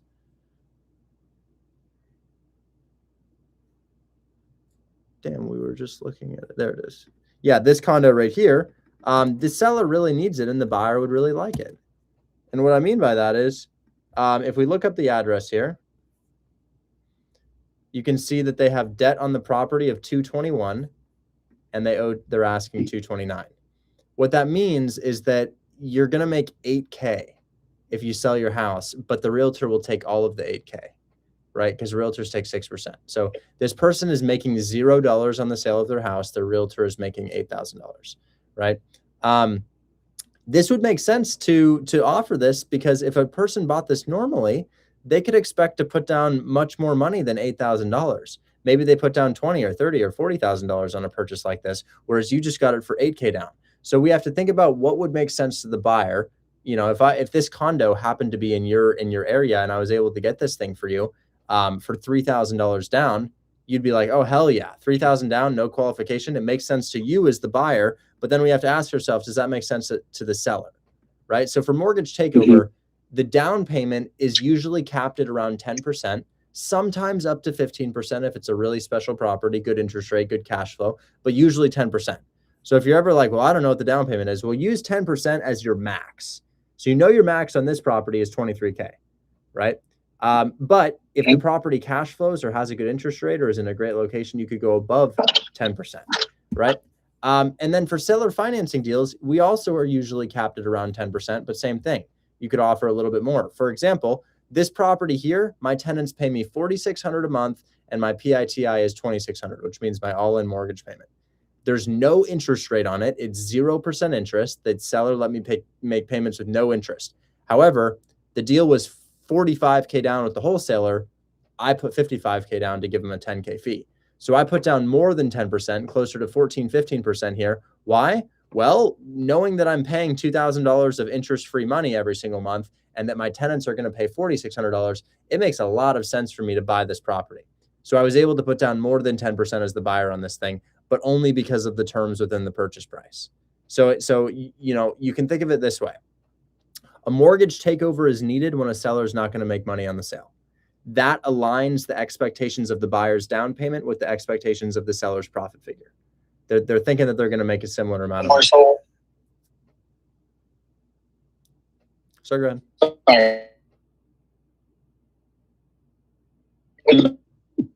You're cutting out pretty bad. Your connection's really bad. We're having a hard time hearing you. Right.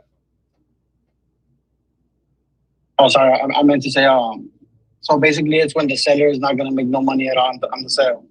Yeah, mortgage takeover is when the seller is not going to make any money on the sale, right? Or they're not going to make very much money on the sale. It doesn't have to be any money, just very much money on the sale.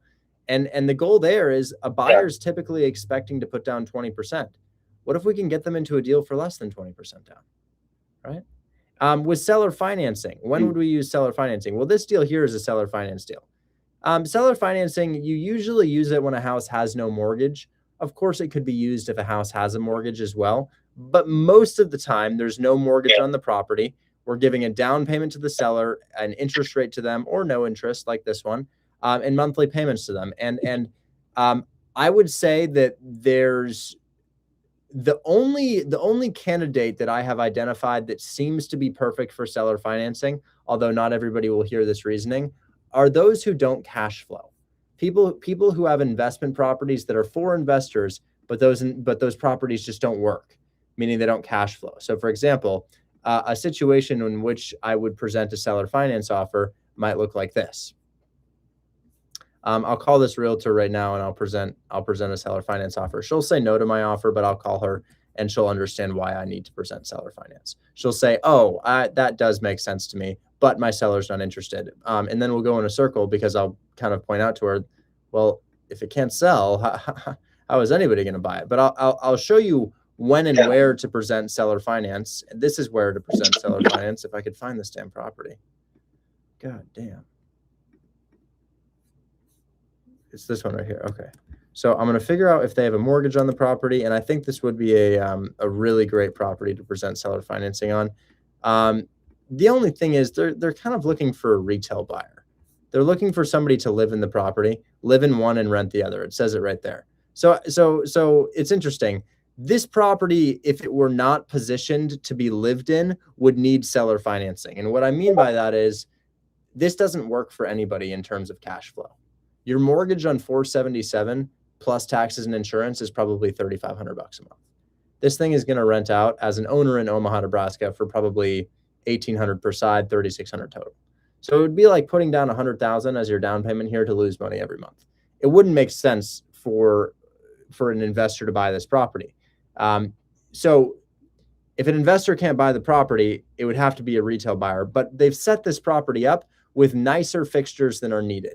Much nicer fixtures, nicer lights, nicer windows, nicer walls, nicer countertops. This is intended for somebody to live in the property and rent out the other side. We call this house hacking. But you would typically need seller finance on a property maybe like this. Let's find out. This is apparently a duplex, and it is fully rented, so it's not for somebody to live in it. But the mortgage on 475, I think close to $3,500 a month. Let's find out. 475, you're looking at a 90, what is that? 90, oh shit. Come on. 475, 95 or so down. This will be your monthly payment. And then when we add taxes and insurance to it, 807 plus 158, 807 plus 158 plus our monthly payment here of 2528. So yeah, I said 35, it's 34.93. So that's very, very close guess there. But the thing about this is this thing probably rents out for around 3,500 and the cost of the mortgage is 3,500. They cannot have somebody live in it because an investor is already, this is already a tenant occupied property. A sale does not supersede a lease. So in that this is a property purely for an investor that doesn't work for an investor because it doesn't cash flow, seller finance would be a valid option here. You could call them and say, hey, I'd love to buy this thing at your asking price, but how do I do it? These mortgages don't qualify if you're losing money every single month. You know what I mean by that? If they're losing money every month, an investment loan will not qualify, or it will be harder to qualify because the name of the investment loan is DSCR. That stands for debt service coverage loan. So if the deal is not cash flowing, it's hard to get a loan on it. And the reason I would present seller finance on something like this is, well, it doesn't make sense for anybody to buy it. So we're going to have to do this with creative financing. I can see that they owe about 278 on it. So now I'm thinking, well, this more so looks like I'm going to take over the debt and I'll make them payments for the remaining amount.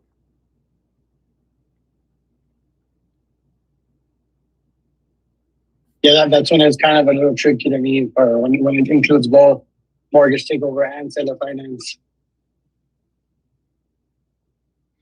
Yeah, focus on when to use seller finance and when to use mortgage takeovers first and foremost.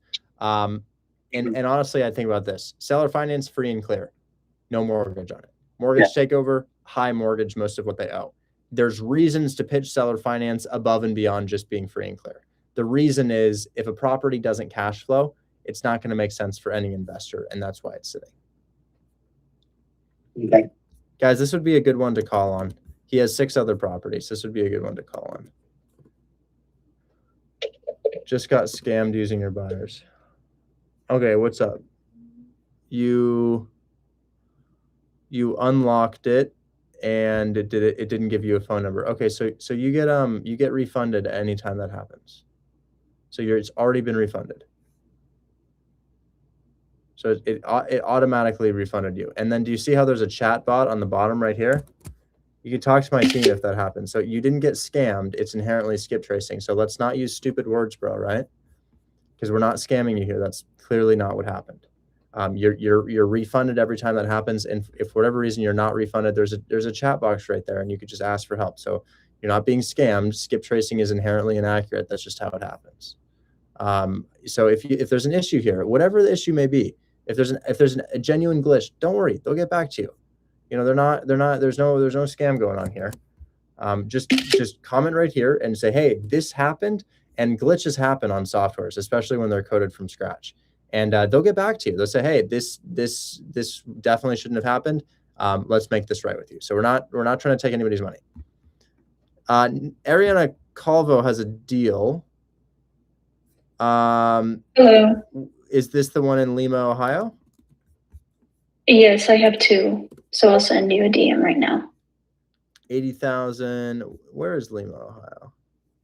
That was negotiable because she texted me yesterday saying that apparently the tenants moved out 2 weeks ago, that the seller told her, and we renegotiated it to 75. Okay. I don't have any buyers off the top of my head in Lima, Ohio, so I would tell you that you should go to Buy Box Cartel and cold call some buyers, because Lima, Ohio is kind of a smaller area. 33,000 people live there. My buyers don't come to me and say, hey, really would love something in Lima. They say, really would love something in Cleveland, Akron, Dayton, Canton, etc.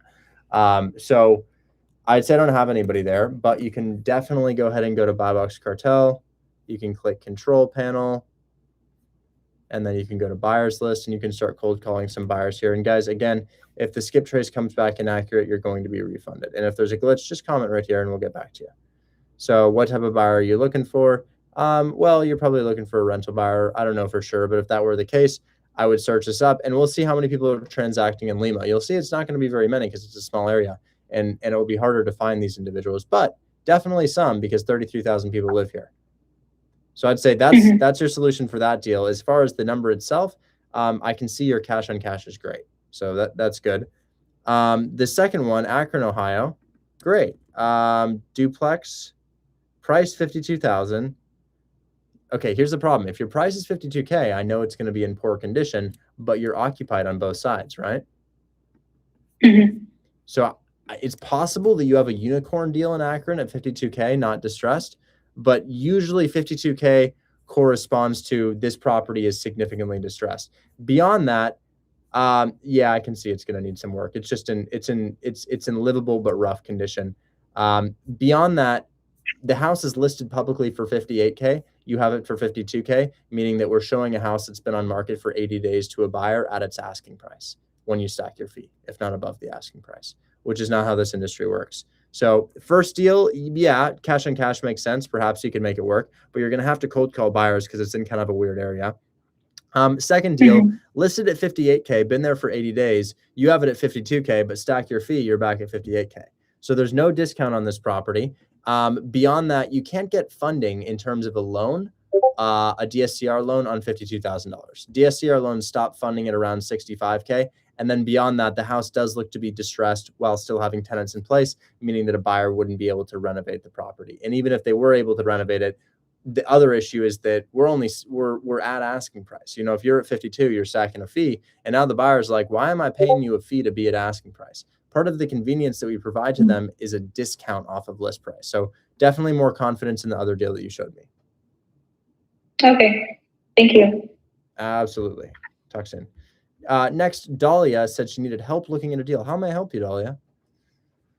So I was going to show you one, but actually I just found a better one, and I was hoping, I'm new, by the way. Welcome. This is my second week. Thanks. And I've just been getting good at like running the numbers, talking to realtors, that kind of stuff. So, what do you need from me? Oh, like to run numbers. If there's a specific address you'd like to put in front of me, I'm happy to look at it. Absolutely. I just reached out to the realtor. So that was kind of the only thing that I've done so far.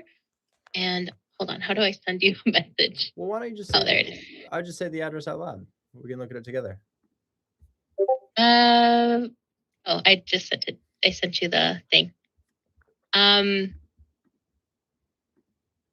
Am I supposed to say it out loud? That's okay. Either or. Looks like we got a fix and flip here. Historic property, 1915, 1908. Okay. 1908 historic property. Probably looking at least $100,000 renovation, given how old the property is. Lots and lots of hidden, interesting things in properties like this. Only 1,400 square feet, but this is yeah, your angle of the roof and everything is just very unique. It comes with historic properties, and it's hard to find people to work on historic properties like this. You know, you want to preserve all of this beautiful wood in the property. We don't want to get rid of any of this stuff. You can't get that anymore. So a historic renovation is a very different beast. We also are dealing with a lot of leaks here. So somebody would be willing to take on this project if we got it at the right discount and it had proof that it could be renovated for a profit. So we'll go ahead and comp the property to figure out if it makes sense here. Now, Lansing, Michigan is the capital of Michigan, so I'm sure people do deals out here. I'm going to go ahead and draw around this small historic area right here, and we'll just go ahead and see if anybody is renovating these historic properties. Maybe they are, maybe they aren't. I'm not sure, but what is an interesting indicator is that nothing here. So one thing to note is that you see the other houses for sale around it. Yes. We don't see anything for like 300, 400, 500, right? Yeah. This thing is going to need probably, I mean, let's say it only needs 60K.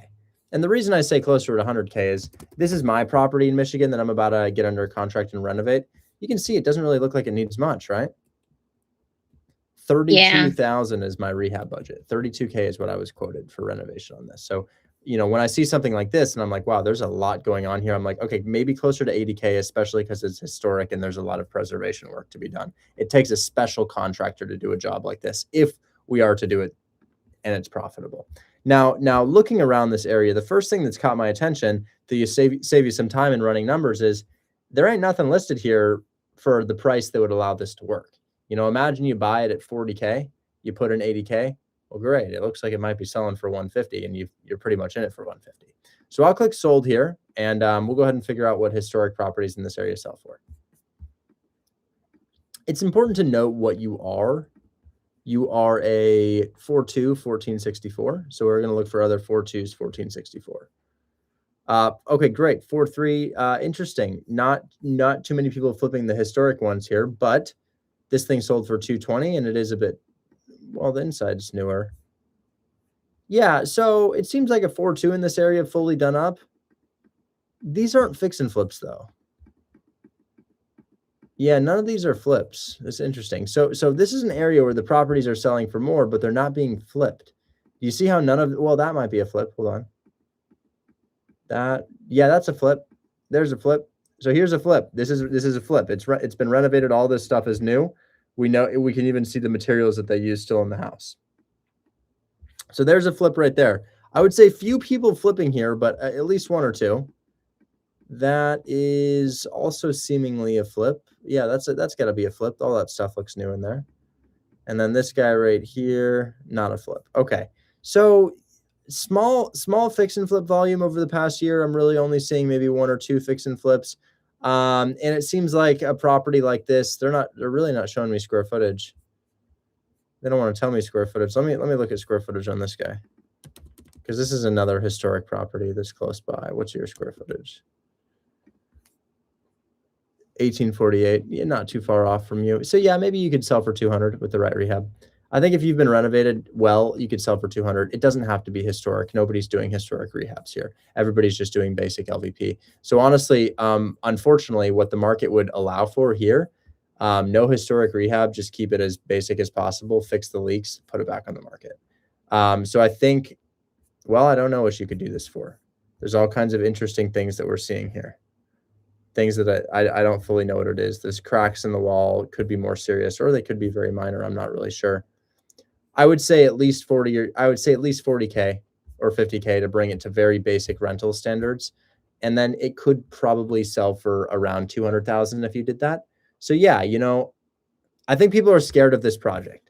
This stuff right here is scary. This is the inside of the house. This is the bones of the house right here. And it appears to be exposed to the open air, and it snows here. The snow piles up, it melts in, it goes deep, deep, deep into the walls, creates leaks. So I think it's a big project in an area where there's not massive profits, but it does seem that if somebody were able to get this up to standards, it might sell for 200. I'm not super excited about it, mainly because not too many flips are happening and it's a big project. So it's like a big risk for not very much evidence to reveal that we're going to come out on top. Whereas this property right here that I'm flipping in Michigan, it's not a big risk. As I look at this, I'm like, okay, all of this is straightforward.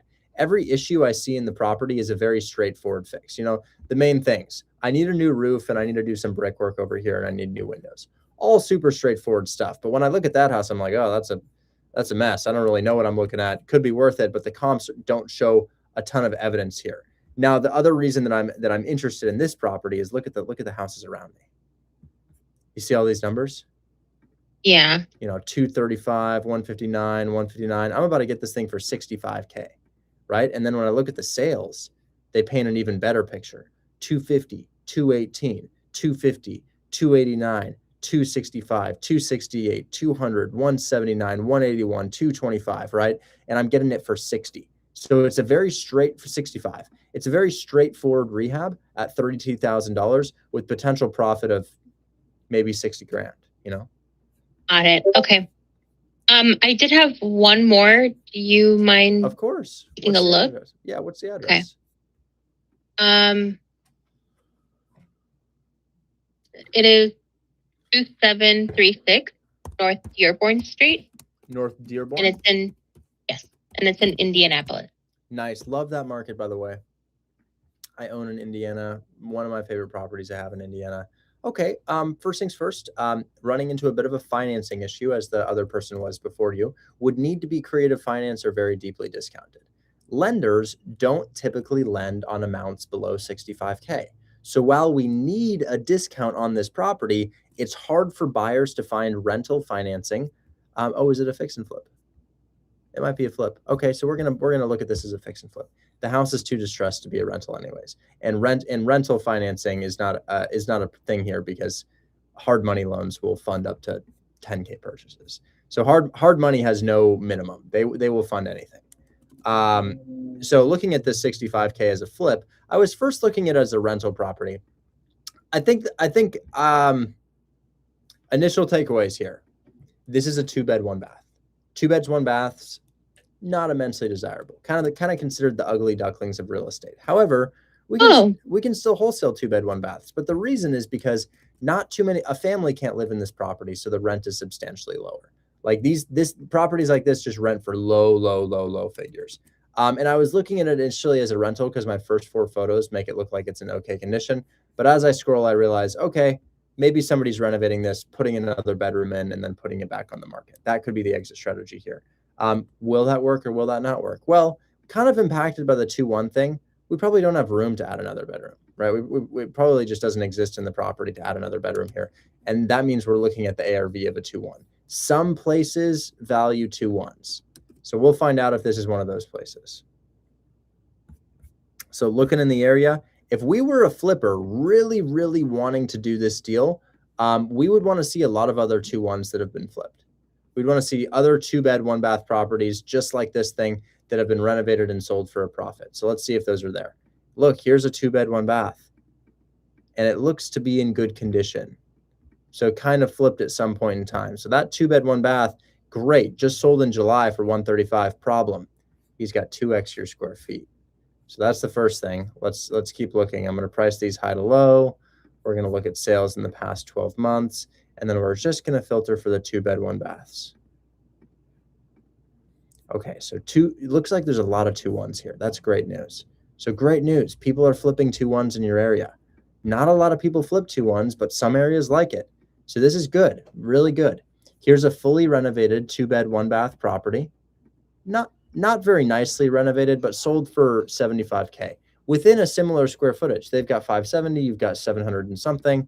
Here's another 2-bed, 1-bath, also renovated. They're doing very basic renovations, sold for $95. So you have a pretty definitive. I'll be honest, you got pretty lucky that people are flipping 2-1s here.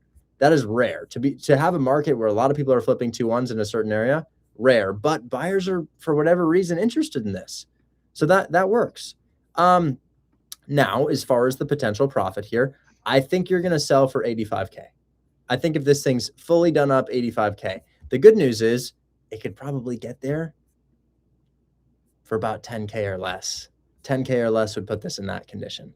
Those 2-1 flips that I saw, they don't really need much. They're barely renovated. They're just livable. So if you cleaned up the landscaping, if you fixed any minor issues, made the house pretty inside, fixed any gross windows that you have, it might cost you $10,000 unless the roof is destroyed. I can't see it. And it would probably sell for 85K. So what kind of price would you want to get something like this at? Probably 35 to 40. Let's say you get it at 40K. Buyer pays you a 5K fee. They're in it for 45. 10,000 closing costs. They're in it for 55. 10,000 rehab. They're in it for 65. Sell for 85. Yeah, 35K. I would get something like this at 35K because there's just not a lot of meat on the bone here. Okay. Yeah, that works. That works. People are flipping 2-1s in the area. I think that works. So another follow-up question is, I have a what is it, a GC potentially walking it on Saturday. Where do I go from there? Wait, why did you send a GC? Is that your buyer's contractor, or you just call a random person? I just called a random person. But what does that do for you? Well, it gives me an estimate of like how much the renovations would actually be. You don't want to ever send a random GC to a property. I would never do that. I think you're wasting money by doing that. Whenever I send a contractor to the property, it's because I'm the buyer and I need to know because I'm buying it. Okay. Any other time I'm scheduling a walkthrough, that is going to be my buyer's inspector.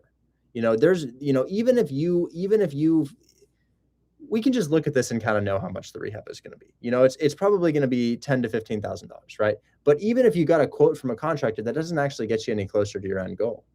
Your end goal is to find a buyer, but the buyer can't take your contractor's word for it. They need their contractor's word for it. So they just have to send somebody back to the property. So honestly, I don't think that's ever going to be part of the process for you, sending a contractor to a house on Zillow. I don't think you'll ever need to do that. Cool. Yeah. In that case, my next step would be sending a letter of intent. Letter of intent is this big professional word. I don't think we need to call it that. Here's what I would do. Hey, I see you got this 2-1 for sale. Your neighbors got renovated, sold for 85. I probably want to renovate this thing, but it's going to sell for 85. If I bought it at 65, I'm underwater. Can we shoot an offer of 35 to your client? I know, bad offer, but can you just tell them about it? Okay, huge. Thanks so much. Talk soon. Bye-bye. Next day, pick up the phone. Oh my God, they said yes. Wow, that was a shot in the dark. Okay, cool. Go ahead and send me a contract. I just need a 7-day inspection period and earnest money post-inspection. And we will be good to go. I'll go ahead and sign that contract. Then I'm immediately heading over to Buy Box Cartel and I'm calling the 2-1 flippers in the area. The people who have flipped 2-1s in the area, I'm like, yo, you still flipping 2-1s in the area? Because I'm gonna be honest, I don't think that we're gonna find a buyer for this. This is a niche property. Again, 2-bed, 1-baths are 2-bed, 1-baths are kind of the ugly duckling of real estate, Okay. And then for my future searches, where should I kind of narrow it down to? Indianapolis is a great market. The markets you looked in are totally fine. I would look for 3-1 minimum. 2-1s are fine, but it's a less likely candidate. Most real estate investors don't want it. But I'd also recommend taking the courses. Have you taken the courses yet? Yeah. Okay, good. So I would say that the markets that you're looking in are fine, but I'd look for more broadly appealing types of investments, like a 3-bed, 1-bath that's distressed with an immense amount of evidence that it could sell for $200,000. The distress shouldn't be insane. Like if it's a 40K, 30K house, the distress is probably going to be so bad that somebody doesn't want to take on the project. However, if you've got a 60K deal that'll sell for 185K and it only needs 30K rehab, that's the type of thing a flipper is going to get excited for. So you're trying to cultivate an investment opportunity that has evidence and is not too risky. Not too risky, meaning not too much rehab. Evidence, meaning lots of other people doing the same thing in the market. Okay. All right. Thank you so much. Talk soon, Dahlia. Best of luck here. Guys, I really do think that one thing that you should all do starting out is go to Buy Box Cartel, and I would cold call some buyers. Having 5 buyers at your disposal, oh my gosh, it just makes it makes life so much easier for you. Anyways, let's spin the wheel. Let's see what we get. Yeah, let's go ahead and let it rip. Here's my wheel spin. I'm gonna spin this. It's going to land on something. We're going to ask a question, then we're going to give it away. And today we've landed on DoorDash order of your choice. DoorDash order of your choice. What that means is if you win this, we'll DoorDash whatever you want.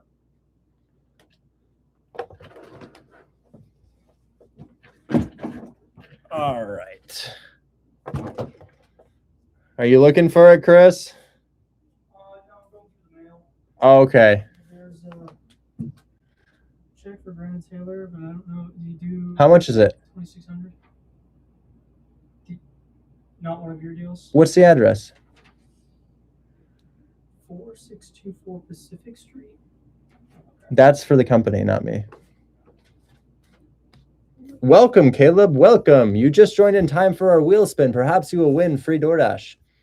I guess we just received an assignment fee on the mail for a deal on Pacific Street that I know absolutely nothing about. Yeah, sure. Show us the check. There you go. Here's some money. What is it, $2,600? Yeah, it's $2,600. That's a student's deal. Yeah, so guys, I literally know nothing. If you're in the chat and you know what this is from, let us know. Address 4624 Pacific Street, Detroit, Michigan. My cut was $2,600, meaning that the total assignment must have been around 6,000 or 7,000. I don't know. Here it is, though. Here's a little assignment fee for us, for you. Yeah. I don't know. Yeah, I'll deposit this after my stream. Okay, so we're doing DoorDash giveaway. Let's ask some trivia questions.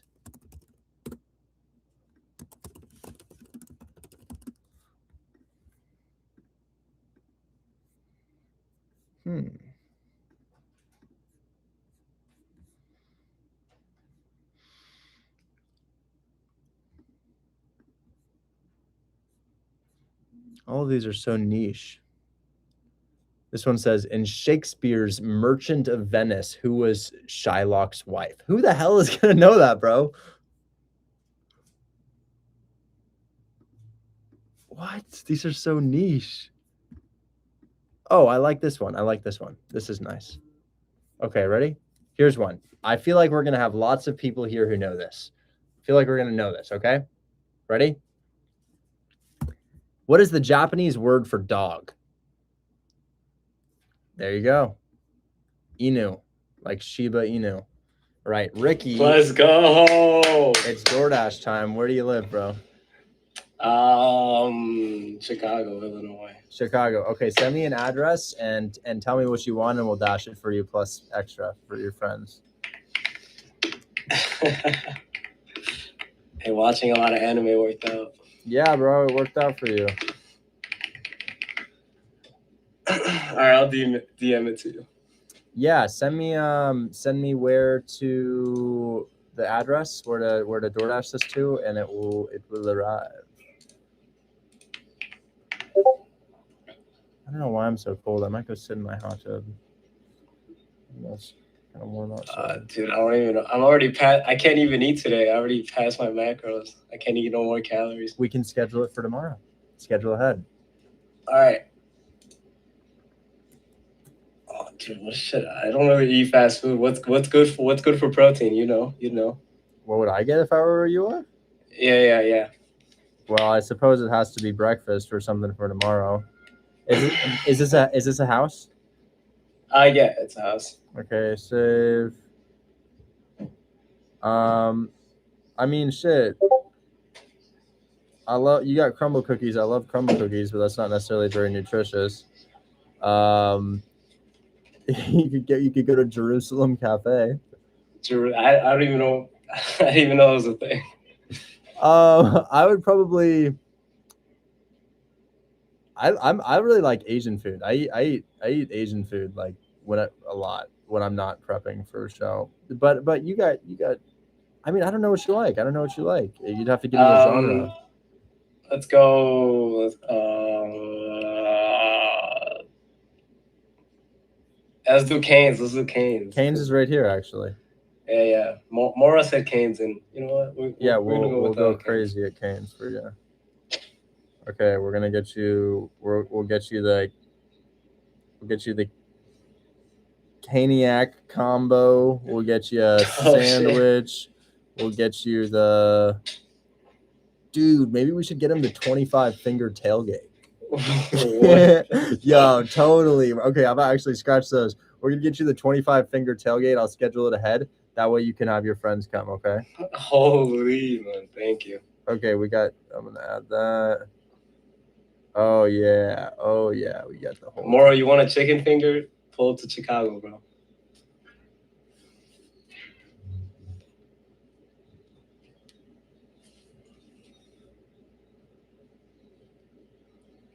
Okay. And then what are we gonna add to the fries? And then I'm gonna schedule this ahead. Schedule ahead. So tomorrow, what time are you thinking? What time would be best for your tailgate? Here, probably like after the gym, so like 1 o'clock. 1 o'clock. Okay, 1 p.m. to Yeah. 1:20. Tomorrow, an absurd amount of Canes is going to pull up to your house. Hey, I appreciate that. Thank you, dude. Absolutely. All right, guys, I'll catch you on the next one. That's $71 of Canes. If you've ever ordered from Canes, that's $71 going to get you a lot. It's going to get you a lot. Okay, I think he's getting like probably food for 3 to 4 people, maybe more. Anyways, I will catch you guys on the next one. Thanks so much for hanging out with me. I appreciate it, and enjoy your Canes, bro. See ya. TikTok, if you want to join Hold My Hand Wholesale, the link is in my bio. Follow the link in my bio. Click join Hold My Hand Wholesale, and then show up to class. Most people don't. I'll catch you on the next one. Bye-bye. YouTube, here's the link, www.hmhw.group. Here's a bit of proof of concept. Last address that I'm aware of that closed was today. We have Pinehurst Street in Auburn. I'm going to link them in the chat just so you guys can look at those addresses and make a decision for yourself. There's the first one, $5,000 off that one. And then Auburn, here's the second one, also closed today, $5,000 off that one. Person who found it, located in Egypt, Cairo to be specific. Catch you on the next one, guys. Bye-bye.